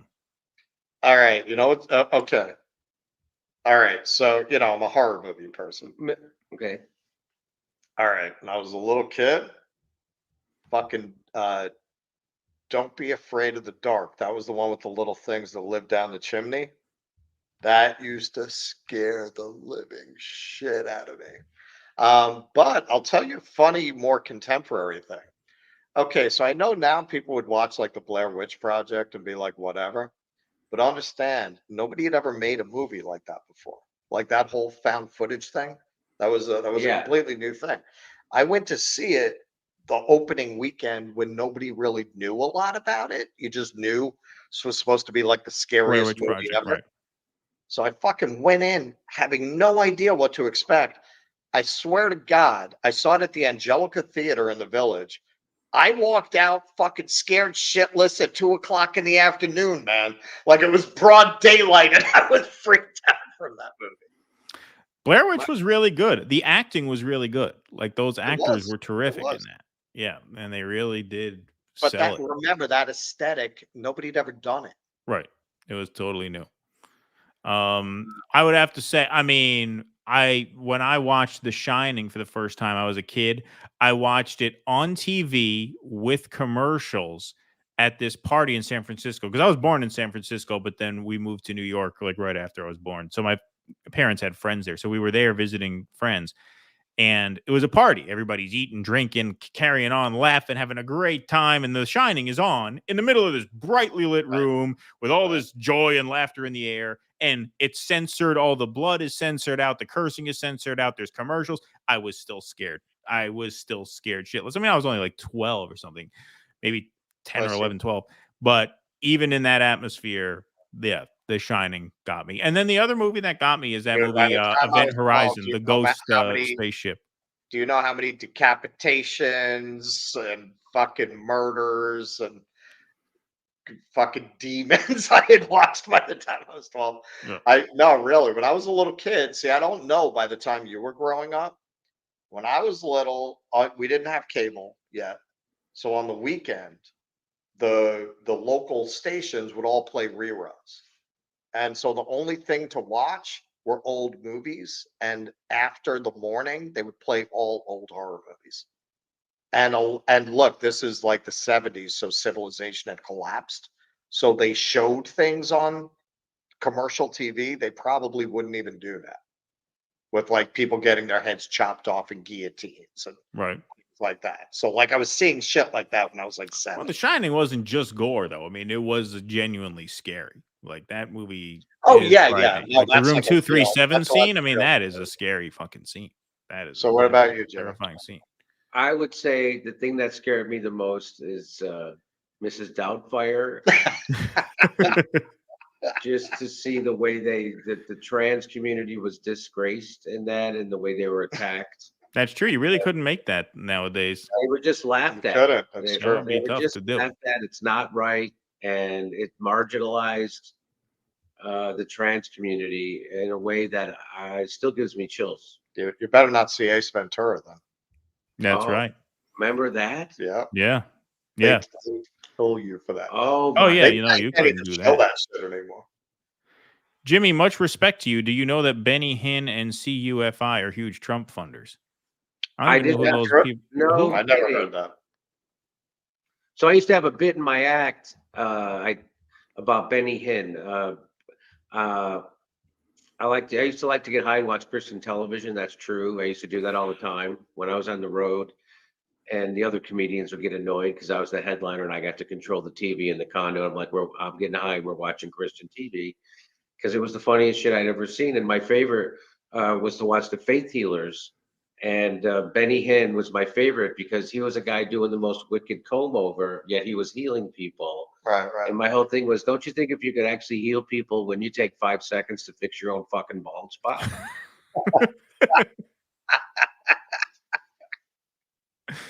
John James, thanks for the $11.11. Trump isn't expecting Dementia Joe to debate. He's calling out the fact that he's in hiding again and won't even sit for a cupcake as softball interview. Yeah, he's not doing the Super Bowl interview again. Skipping out on the Super Bowl interview again. Oh, Yeah. really? Yeah, he's skipping it. Interesting. Well, he skipped it the first time too. Right. Yeah, but now in an election year. Because what good could come of that? Yeah, He's just well, going to give them a bunch of clips to prove he has dementia. yeah. Well, what network has the Super Bowl this year? Because sometimes I think they go by that. I think CBS has it this year. Last year it was Fox. See, I could see ducking it if it's Fox, because then they're going to sit you down with one of the, like Bill O'Reilly interviewed Trump with Fox. So I could understand him ducking it there. But CBS, I mean, yeah, he would get a softball. Friendly network. That's what they meant by SB, Super Bowl, not softball. But it would be a softball anyway. Yeah. Valgina, thanks for the $10. Appreciate that. Christo says, I could watch Jimmy for 5 hours. No problem. Oh, who had tickets to the meet and greet? Thank you, Christos. Somebody said they got tickets. Yeah, T-Bone. Thanks for the $10. Jimmy D, JD, I got meet and greet tickets and driving across the border to see you in Seattle this Saturday. Oh, look at that. Also have tickets to see you here in Vancouver. Do your Gaza material at these shows. I will whoop it up, T-Bone. Okay, T-Bone, we added a second show in Vancouver just for you. Beautiful, beautiful. So you're doing Oregon, Seattle, and then Vancouver? So we go Bend, Oregon, Portland, Oregon, Seattle. Vancouver was scheduled for this Sunday. And then I found out it was Super Bowl Sunday and I switched the date. And I think it's in March now or May. I'm not sure. Oh, okay. Oh, yeah. Speaking of that, folks, we're going to be on during the day this Sunday. We'll have to do what? 2 o'clock, Russell? Does that work for you? That would be 1. You know, oh, it's Super Bowl Sunday? Super Bowl Sunday. Yeah, we're not going to do a night show. We're not going to compete with that. Man, I want to see the parades, man. I'm going to be in New Orleans. What parades? The Mardi Gras parades? Fucking Mardi Gras parades, man. That the last 3 days of Mardi Gras. We'll talk about it. We'll talk about it. It'll be a day show. It has to be a day show. If worst comes to worst, I think the parades start in the afternoon, so maybe we do it in the morning. We'll in the figure morning. it out. We'll do We're only Sunday going to be an morning. hour apart in the time zone. Sunday morning is nice. People like doing politics in the morning. That's when Meet the Press is on. Yeah, Sunday exactly. morning. That's We'll nice. still- Sunday we'll morning is a still nice get out. time slot. Yeah, I could do Sunday We'll morning. bring over a lot of the Meet the Press, Face the Nation audience. Yeah, we'll cut into their crowd. A lot of overlap. I Yeah, remember all I right, we did can do a show one time. Do you ever hear that guy Jesse Thorne? No, nobody has. Okay, forget it. He made fun of me for. He goes, "What's your show about?" I go, "Well, I watch political shows and I comment on them. Like, I watch the not the Today Show. What's the Meet the Press? Right. And it was in front of a live audience, and then he made some kind of joke like, "Oh yeah, that's a real big audience you got," or something like that. I'm like, well, now I have 1.5 million subscribers because I do just that thing. Anyway, I forget what the name of his show was, but used to be anyway. Jackie Thorne. What's that? Never heard of him. Jesse Thorne. I never heard Jesse Thorne. Yeah, I never heard of him. Nice enough guy, but you never forget a slight. Yeah. The Amazing Blumpkin, thanks for the $10. I believe the photo on that article is the Peace Palace in The Hague. I guess irony can be pretty ironic sometimes. Yeah, in the Nicaragua article. By the way, I saw some clips from that show, Jimmy, that your friend is on. What's his name? What's the name of the show? Jackie Flynn's on Loudermilk. Loudermilk. Yeah, I've been watching it. Loudermilk. Well, Jimmy, you said one of your favorite movies is Kingpin, right? I'll have to rewatch Kingpin. It's one of the funniest movies I've ever seen. See, I watched it when I was like 10 and I hated it, but I must have been too young. You got to be grown up. I like Kingpin. Bill Murray was fucking excellent in that movie. Everybody was great. It was a great movie, I thought. All right, I got to rewatch it because I always hated it, but I was a kid. I was a child when I saw it, so I guess that makes sense. B Goads, thanks for the $20. Hey JD, Iowa boy here. Apologies for the drunk B in Des Moines, but at least she bought a ticket. Seriously, love you guys. You're changing the narrative. Yeah, you had a drunk. So you can't get them kicked out? They don't throw them out? So they were right in front. It's exactly what he said. It's very awkward. These people actually love me. Oh. Right? They bought a ticket. To the meet and greet, but they're hammered. And they were sitting in the front row and they wanted to yell through every punchline. So I would say a premise and it would click something that they wanted to talk about. They would just start fucking yelling. So they weren't being intentionally disruptive and heckling. They were right, fans who thought they were adding to it. It wasn't like you suck. It was You're more right, like, right, oh right. yeah, what about this? My friend was at January 6th. Oh, okay. You know what he says? He said blah blah blah blah. It was like that. Yeah, like, yeah. And there's just no shutting up a drunk woman. Right. Yeah, for sure. For sure. There's just no shutting up. That'll be in your book of Jimmy Dore quotations. There's just no shutting up a drunk woman. It's true. That's in his book. You can shut up I have theories on this, but that is definitely true as a comedian. Guys, they know that if they cross a certain line, they're going to get punched in the face. Yeah. Women don't have that. Yeah, I remember when I was working crew on a movie once, they were shooting in a bar and it was a tiny budget movie, so they didn't have the budget to close the bar, so they just had to film around people in the bar. And the drunk people get very excited that there's a movie shooting and they don't shut up. Yeah. And I was the PA, so I had to shut them up. I said, "Listen, you have to be quiet." So eventually I would just like take them out on the, I'd say, "Here, come on, let's have a beer out on the deck." I would just take them out on the patio and talk to them, and make it sound like I knew the movie stars. Yeah, I'll tell you all about whatever, because you just had to do something. And there is no shutting them up. They will not be quiet. You just have to get them out of the room. Yeah. Right. Yeah. Could you be a trooper and ask Jimmy if he could book Bassem Youssef on his program? You just did it for me, but that would be outstanding, actually. That's that comedian guy from Egypt. From Egypt. Yeah. I'd love to have him on. Yeah, it's a good. Thanks for the suggestion. Yeah. Yeah, good call, Virtuoso. That would actually be terrific. Yeah, that would be really good. Tell Jimmy Steph says hello. Interesting. Okay. All right. I don't ask. Comment section. She pops into our comments. Oh, really? Oh, she's in the chat. Okay, I was about to say. How do you know she says hello? I didn't even notice her leaving the comment. Yeah, I was about to say, what the weird.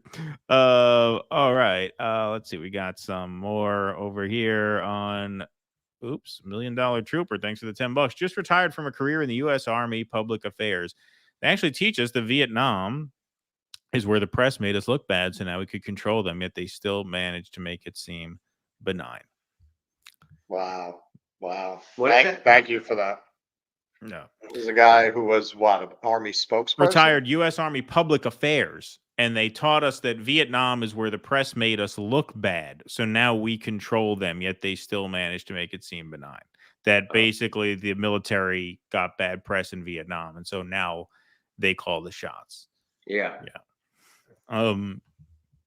Singing Bicycle, thanks for the $5. When you get to 1332, 666 times 2, will you blast Iron Maiden again or 1998? Good suggestion. Hey, where are we in Rumble? Are we? It was my understanding there was to be no math. Yeah, right. Exactly. Okay. All right. Let's knock out these Rumble rants so that Jake can go to bed, because I know it is getting late. Thank you guys all for being here. Thanks, Jimmy, for hanging out with us. This is a fun little hangout show. Peter Thiel is beyond Rumble. No way they sell. Behind Rumble. No way they sell. Plus, Google is going the way of AT&T due to antitrust. It wouldn't be approved. Interesting. Yeah, that's a well thought out argument. I hope so. No flaw to your logic. Claudia Scheinbaum is the leading candidate to be the successor of AMLO. She is leading by more than 30 points. Jewish but not Zionist, as she has spoken out against the bombing for a ceasefire. Thank you for that. Wolves are cool. AMLO gave Biden a border deal, end sanctions on Cuba, Venezuela, and Nicaragua. Invest in trade, not Ukraine. Thank you very much for that. All right. So that'll be the last call for Rumble Rants, because Jake, our producer, give a round of applause for Jake. Jake's got to get to bed because it is after midnight here on the tired and dark and cold East Coast. But we'll finish up these YouTube super chats. Morris Day in the Times, Jungle Love is awesome. Thank you for that. Appreciate that. That's correct. Just in time. Jimmy, all those Northern Europeans speak English. You'll be fine. Thank you very much. Southern Europeans do. I was just there. Everybody spoke English. Yeah, but like I said, it's not just learning the language. It's the nuances of comedy. The nuances, exactly. Yassine Miller, I agree with Jim about comedy in another country. In Turkey, we used to have Living Color show dubbed in Turkish on TV, and it did not last long since the humor got lost in translation. Jokes are mostly cultural. Thank you, Yassine. Right. That's why I always thought it was very pretentious to do Shakespeare comedies. Right. When they work, right, exactly, it's because the director and the actors put so much comedy onto the script. You have to build a whole scaffold onto the script because the script doesn't support humor. You just have to be funny. So it's basically you're doing a lot of physical comedy. You're doing a lot of broad character work to make it funny, but the script's not working with you because it's making jokes about political situations from 400 years ago. Yeah, no, the humor does not play. No. The humor certainly does not play. Sorry. Right, exactly. You really have to ham it up, as they say.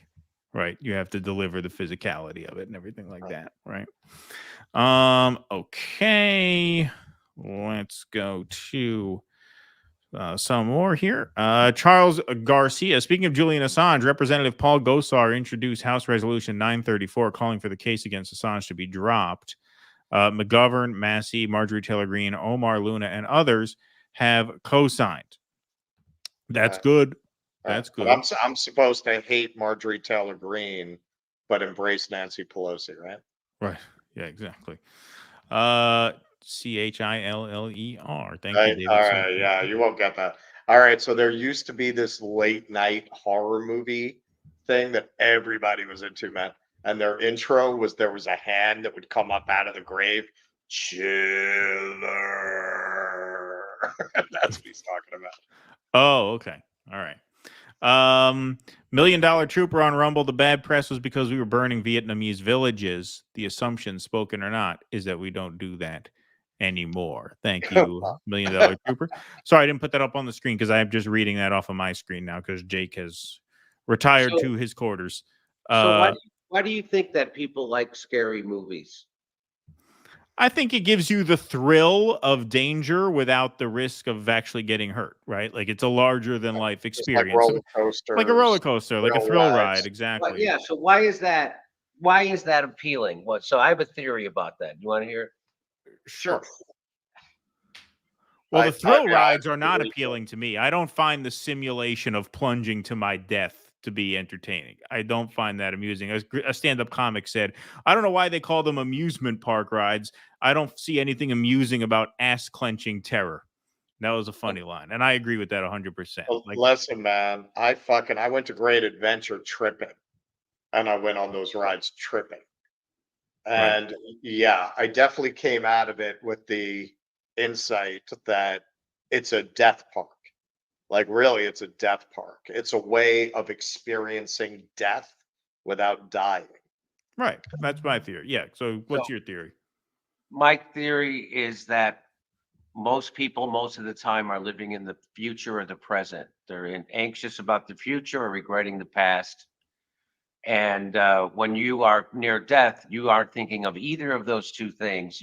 So you feel the most alive because you're in the present moment. And when you're in the present moment is when you feel the most alive. And that's what horror does to you. That's what a roller coaster does to you. You're not thinking about anything else except that very fucking second moment that you're living in.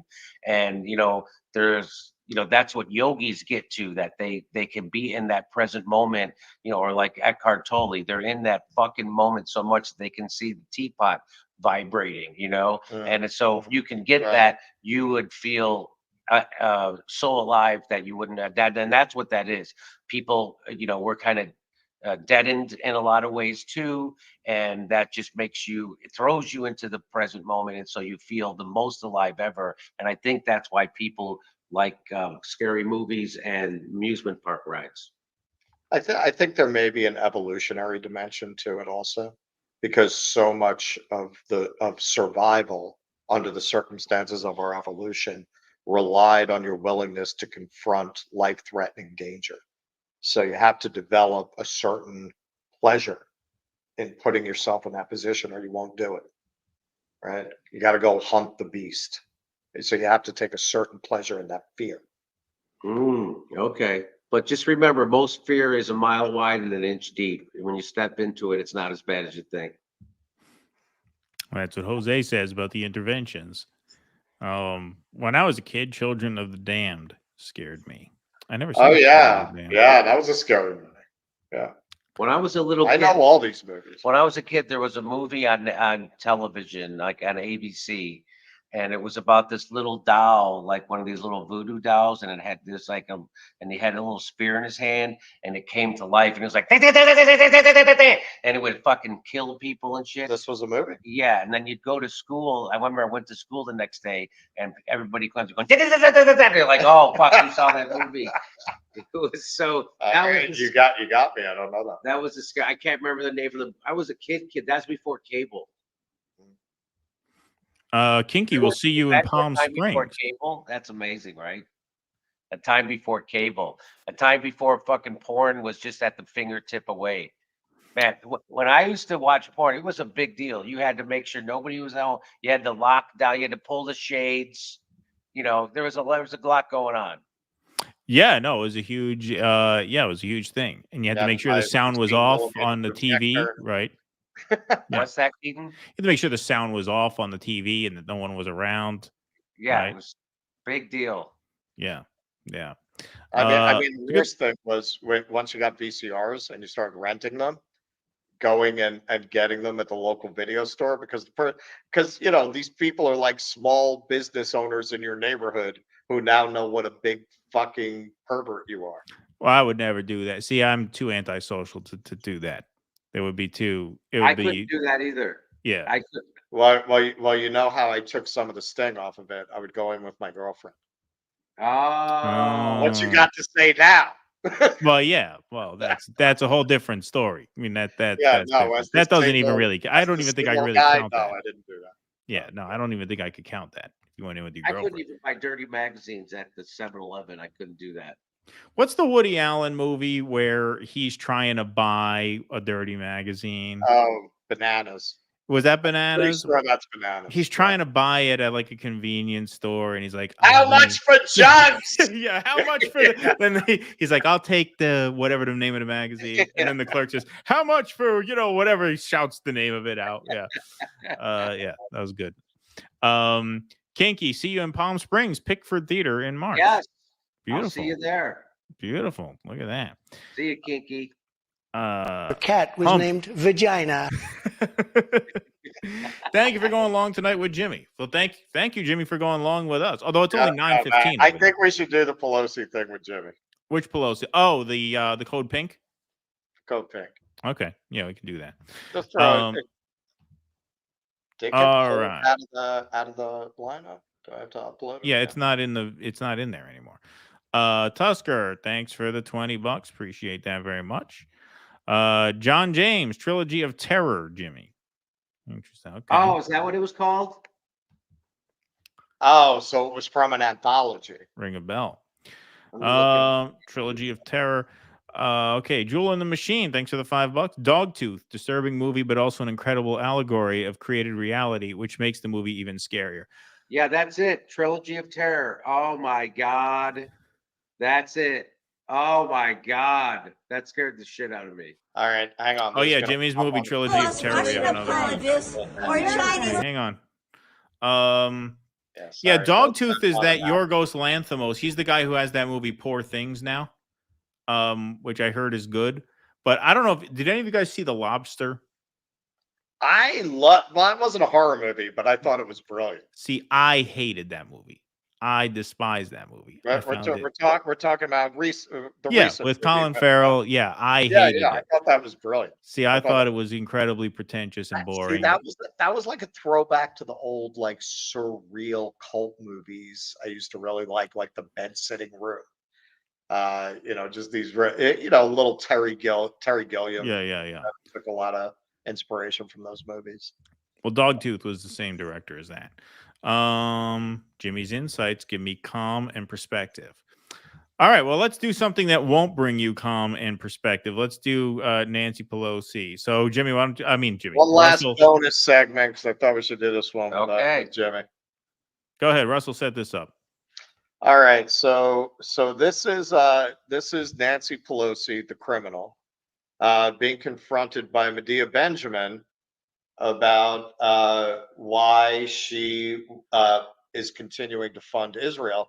And to her credit, she brings up her stock trading at the end. Medea didn't, but one of her peers did. Oh, wasn't her? One of her cohorts did. One of her people did. And at the end. And Nancy, the video plays it twice. Nancy has a very rude, away with you peasants gesture towards her. It's quite interesting.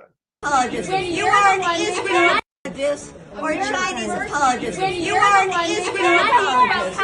You are an Israel apologist. Oh, are you going to vote no on the money? Are you going to vote no on the money? Are you going to vote no? $1 million. Are you going to vote no on the money? Congratulations on making money on it. We're not. Russia's sponsored. We're not from China. We don't have headquarters in China. Our headquarters is right here in the United States. And we don't want you giving any more money to Israel. Our bridges are crumbling. We have San Francisco has so many problems. We need the money at home. Congresswoman, we need the money at home. Shame on you. Shame on you. Money while people are being slaughtered in Gaza. Don't call us Russian apologists or Chinese apologists. You are an Israel apologist. You are an Israel apologist. You're an Israel apologist. Stop supporting genocide. Shame on you. $1 million in Nvidia stocks this week. She's making money off the genocide. All right, now I have one thing to add to that because Russell asked Dennis Kucinich on your show yesterday, Jimmy, about Nancy Pelosi's stock trading. This from the Unusual Whales account. Breaking Nancy Pelosi's portfolio once again. This just happened to come out today. Has hit a new all-time high. She's up 84.3%. This year alone, her positions have made over $3 million in gains. This year alone, I'm assuming he means 2024. Assuming he means in the past, 5 weeks? Because this year's only 5 weeks Why old. don't we all invest the way? I got to find it. No, I told you. There's a way to do that. There's actually a way to do that. Yeah. There is. You can subscribe to it, and they will track Nancy Pelosi's trades, and you trade with those trades. It's a no-lose trade. Well, we have to say this is not to be construed as financial advice, but it seems like it might be a no-lose trade. I mean, it seems like people are saying that it's a safe bet. Way to make money. I have no way to confirm or deny that, but that's what we're hearing. So Dennis Kucinich was on Jimmy's show yesterday, and so I asked him this because we've never had a former member of Congress on, and this is Dennis Kucinich. He knows what the fuck's going on over there. So I asked him, and I set it up politely, like, hey, Nancy Pelosi outperforms all the greatest money managers in the world. And to be fair, she's not the only one. It's on both sides of the aisle in Congress. She just does better than them. Would you, if you were in Congress, move to have her arrested? She is insider trading in broad daylight. And Kucinich thought it was funny. I'm certainly not going to say that we would arrest Nancy. I'm not going to say that. Why not? I said, why not? I would get arrested. Kurt would get arrested. He thought it was fucking funny. He thought that was a joke. So to me, I take away from that. Well, so why are you running as an independent? Like, what do you think you're going to get normie Democrats? Like, what's the downside of saying that you'll get Nancy Pelosi arrested? Like, you really want to get voters? That would be a very popular position to get Nancy Pelosi arrested. I really like Dennis Kucinich, and I've liked him for a long time. He's always been a guy sticking up for the Palestinians and being anti-war. And so because of that, and because I'm a human being, like anybody else, my personal affections cloud my judgments, and I went easy on him in that segment. And I not even knowing that I was right. In retrospect, I thought about it. I'm like, you know what, Russ? I told him. I said, you were right. What the fuck is he think he's doing? What he should call for. But I was thinking he was playing the smart political move that I don't want the headline from this hour interview to be Dennis Kucinich wants to lock up his political opponents. Well, that's what I told Russell. I told him, I said he wasn't going to answer that question because, I have the text to prove this. I said, if he answers yes, we should lock her up, that then defines him moving forward. He's now the guy who wants to lock up Nancy Pelosi. And he probably wants to run on other issues. That's probably it. And I think Kucinich, see, this is where I think you may be underestimating his ability to get the normies, because don't forget, he was an elected official. He's a known quantity. It's not like he's coming out of nowhere and trying to run as an independent. And what happened last time he tried to run? From being on the ground in New Hampshire, a lot people, they're meat and potatoes people. They're simple. It's Ohio. It's the Midwest. I don't want a distraction. That could have been his calculation. I'm not saying, look, I thought his Israel answer was worse than the Pelosi answer. I didn't expect to go down. I didn't expect him to say, yeah, we're going to lock Nancy Pelosi. Oh, the Israels are our friends. They're our friends. That's the thing. We have to talk to them. I would have told them friends don't let friends commit genocide. But the Pelosi thing, I thought that was kind of predictable. Like I expected it. See, there's the thing. For us, the peasants, when we see politicians committing crimes in broad daylight, transparently, no question about it, she is a fucking criminal. If you had stock trades like her, Keaton, You'd be in jail yesterday. Yeah, no, I understand what you're saying. Come to investigate how you're doing it, who the insiders you're connected to are. You'd be in fucking prison, man, for a long sentence. No, I think you asked the For a long question. time. I think it was a very well constructed question. I think it's totally valid. I'm just telling you, like, I could have told you what his answer would have been. But I'm I saying knew his to answer. me as a voter, what you're telling me is you are a waste of my fucking time. If you will not say straight out, yes, I would urge. You don't even have to say yes. I'm going to have Nancy Pelosi locked up. You want to play it politically? You say this is the mechanism I believe that you would use. I am going to urge the SEC to investigate Nancy Pelosi and all of the other people in Congress whose success in the market defies mathematical probability. Could have answered it that way. I would have been very satisfied with that answer. No, I know. I didn't have to understand. just say, No, I understand that. Didn't have to say that. Yeah, no. That would be the legal way you would do it. Can't say that, and you think it's fucking funny? You think it's funny? That's the problem with the whole fucking system. I'm watching you as a voter laughing at the idea that Nancy Pelosi could be brought to justice. Okay, so what's in it for me to get behind you then? If you think that's funny, what the fuck are you going to do for me? Get the fuck out of here with that bullshit. What do you think, Jimmy? Should he have said that at the end? Would that have been a good sign off to the interview? I think he should get the fuck out of here with that bullshit. I think what you said, Keaton, is right. He didn't want he's not running on locking up his political opponents. He's running on anti-war stance and the working class and shit like that. And he didn't want to run on because they could easily do that. Oh, look, he's now MAGA. He wants to lock. You say that, you can't get away from it, even beyond the MAGA thing. Like once you say that, that's your issue. That's it. That's what you are known for. That's right. And that's all he'll be asked about no matter where he Exactly. goes. You won't be able to talk about anything. So that's what he was doing. I don't think he's against investigating those. He's, and doing that stuff, but I think he has to get elected first. My father met Dennis Kucinich a couple of times. My dad makes buttons and he hands them out at rallies, right? And he made a button when Kucinich ran. I think Kucinich ran in 2008, right? My dad made a button, a Dennis Kucinich 2008 button. And the zeros and 2008. The 00 were balls. He put 2 and then a scrotum 8. Kucinich, the only one with balls. That was the button that he made. And he ran into Kucinich at an event and he had the button and he showed it to him. And Kucinich loved it. He laughed at it. He thought that was funny too. Did you ever see Kucinich's wife? She's quite a looker. Really? And I think she's about 20 years his junior. He really did well for himself. She's taller than him for sure. So he's got a good set of balls then. Yeah. Listen, man. Right from when he gave that Israel answer, he sounds like a congressman. He sounds like a member of the squad.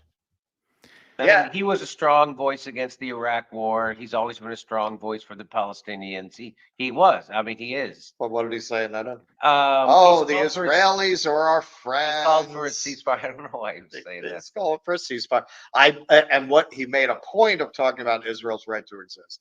If we had not, listen, I didn't want to queer it on your show. If we had not been on your show, I would have gotten into the right of Palestinians to return. Which I could tell you from the way he answered that, he would not have said that he's. I'm just as human as anybody. I have a lot of personal affection for Dennis Kucinich. I really do. I understand. I'm sure he's a very nice guy. I do. I know him personally. It's I'm just like anybody else. I'm sure.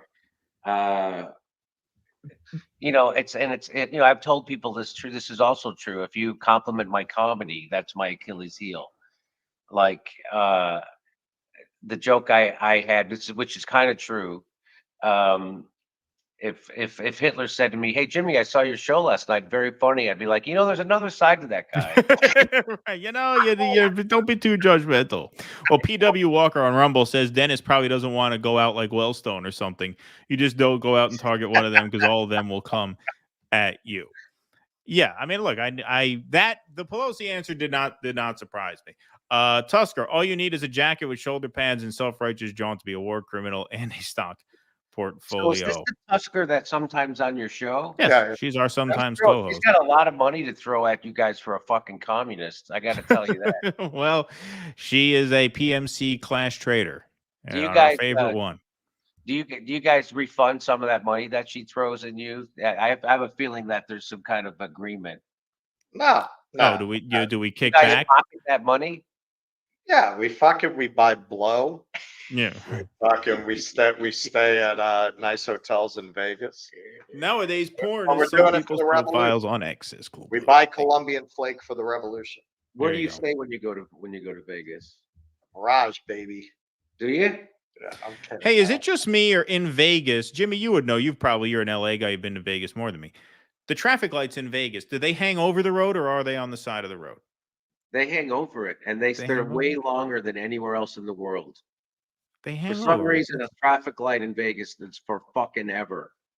It's weird because I remember seeing traffic lights. I was driving through Vegas when my friends and I were driving across country, and we just stopped. We were driving. We made it to New York to LA in 3 days, so we didn't stop and party or anything. We just went, did a little roulette, whatever, and just went on our way. But I remember, maybe I was just exhausted driving, really too tired. But I remember I have this thing where I was running red lights all through Vegas, not realizing where the lights were because for some reason I had in my head the traffic lights were on the side of the road, but maybe those were something else. Maybe I'm misremembering, but I have a memory of running red lights consistently in Vegas and thinking, oh, I'm lucky that I didn't get pulled over for that.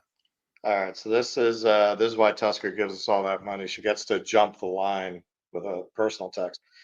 Tell Jimmy he's the most hilarious man I've ever watched. I'm looking forward to him joining a communist party. There you go. Quickest way to your heart. All right, folks, it's 12:30 here. I got to be up in 5 hours to walk the dog. So we are going to wrap up. Hey, Jimmy, thanks for hanging out with us. This was fun. Look at this guy. He takes care of 3 kids or 2 kids and 1 on the way. Plus, he takes care of the dog. Is there anything you don't? What is your wife doing? Well, she works actually. Laying around gestating that kid. Yeah, right. Yeah. No, she works. She leaves the house at 6 o'clock. So I get up and I walk the dog at 5:30 every morning. Oh, no kidding. Yeah. So you're not a big earner. Your wife has to work. Oh, that's Well, too bad. knock on wood. I mean, we did all right tonight. So there you go. So yeah, no, this show is starting to pull its weight. Thanks in large part to you. And in all seriousness, thank you so much for all your help and everything you've done for us and with us. It'll be a big moment in your life and your family's life when your wife could retire early. Yeah, that will be a nice thing. What's for me, I'll tell you, when Steph was able to quit teaching was she was a teacher. Yeah. What did she teach? Like what grade level? She taught sophomore English. Oh, okay. And literature, and interesting. Got her in a lot of trouble because she tried to tie the whatever they were reading to the current events to make it kind of stick with the kids. And one time she would get meetings like you have to take meetings with fucking assholes, right? And so she had to take a meeting with the father of this girl, and the guy says to her, all of a sudden my daughter comes home, she's talking about the Iraq war, and she never had any of these thoughts until she took your class.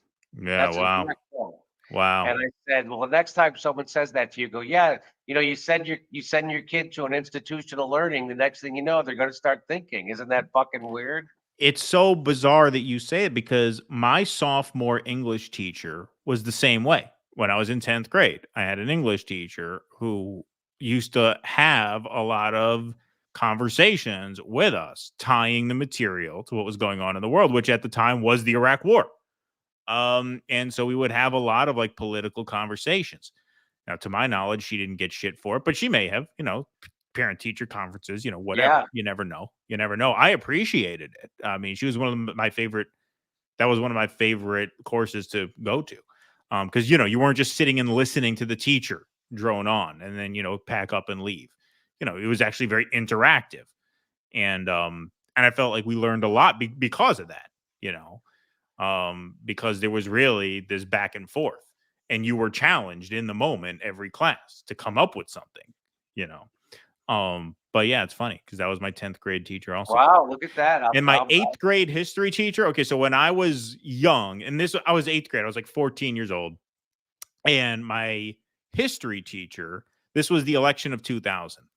And, at this point, my dad was a big Democrat, big, Bill Clinton guy, as Russell was at the time. A lot of people who are more left now, were libs, mainstream libs at the time.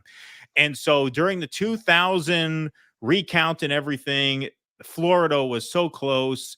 And my dad was all pissed off at the Nader voters, just like Russ was pissed off at the Nader voters. And so we're learning about the recounts and stuff like that. And the teacher is explaining how the process works. And I just blurt out, I say, how could you be so stupid in this race to have voted for Ralph Nader? How could you be so stupid to do that? My teacher says, I voted for Ralph Nader. Keaton had a base teacher. I did have a base teacher. I didn't appreciate it at the time, but man, did I want to disappear in that moment. It's like, woo, there's really no walking that back. Like, there's no way to go and say, oh no, let me finish. Yeah, let me finish. Yeah, right. There's no way to save that. No way to save that. Yeah, it was just one of those really embarrassing moments. Yeah. Okay, well, it's been a blast. Thanks for having me on. Congrats on all the success to your show. And well, thank you for joining us, and thank you for helping us get here. It's been a blast. It's been a ride. Okay. And thanks for the pastrami, chocolate egg cream. Yeah. Steaks. It was Thanks fun. for the Appreciate it. He didn't Fuck, pick up I the don't know how I'm pastrami? gonna go back to normal eating. If I tease you about your kids, it's just because I'm jealous. That's all right. He didn't pick up the bill at the Langers. Russell didn't buy the pastrami. No, I took care of it. Oh wow, what a mensch! My wife is barren. Anyway, I'm gonna go. You're a mensch. All righty. Thank you, Jimmy. Thank you, Jimmy. All right. Well, that was a marathon, but a fun one. All righty, everybody. Well, that is our show for the evening. Russ will be on the sitting in on the Jimmy Dore show tomorrow, and we will be back here bright and early Thursday morning, 9 a.m. Eastern, 6 a.m. bright and early Pacific on the West Coast. Thank you guys all very, very much. We'll be going straight from that to Universal Studios. That's right. That's right. Thank you all very much for being here. We appreciate you. Thanks for staying up late with us. 1318 in the YouTube chat, 1036 in the Rumble chat. Look at you guys staying up all night with us here. Beautiful. We appreciate you guys very much. Thanks, Jim Jam, says Christos. Appreciate all of you. We will see you next time. Russell will be co-hosting the Jimmy Show tomorrow. We will be back here Thursday morning for some morning dew. Oh, you guys will be very impressed.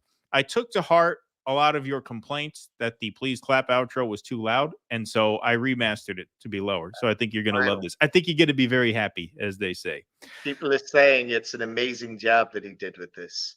Yeah, it's an amazing job I did with this. All right. Thanks, everybody. Be safe. Be well. See you next time. Courage. Please clap.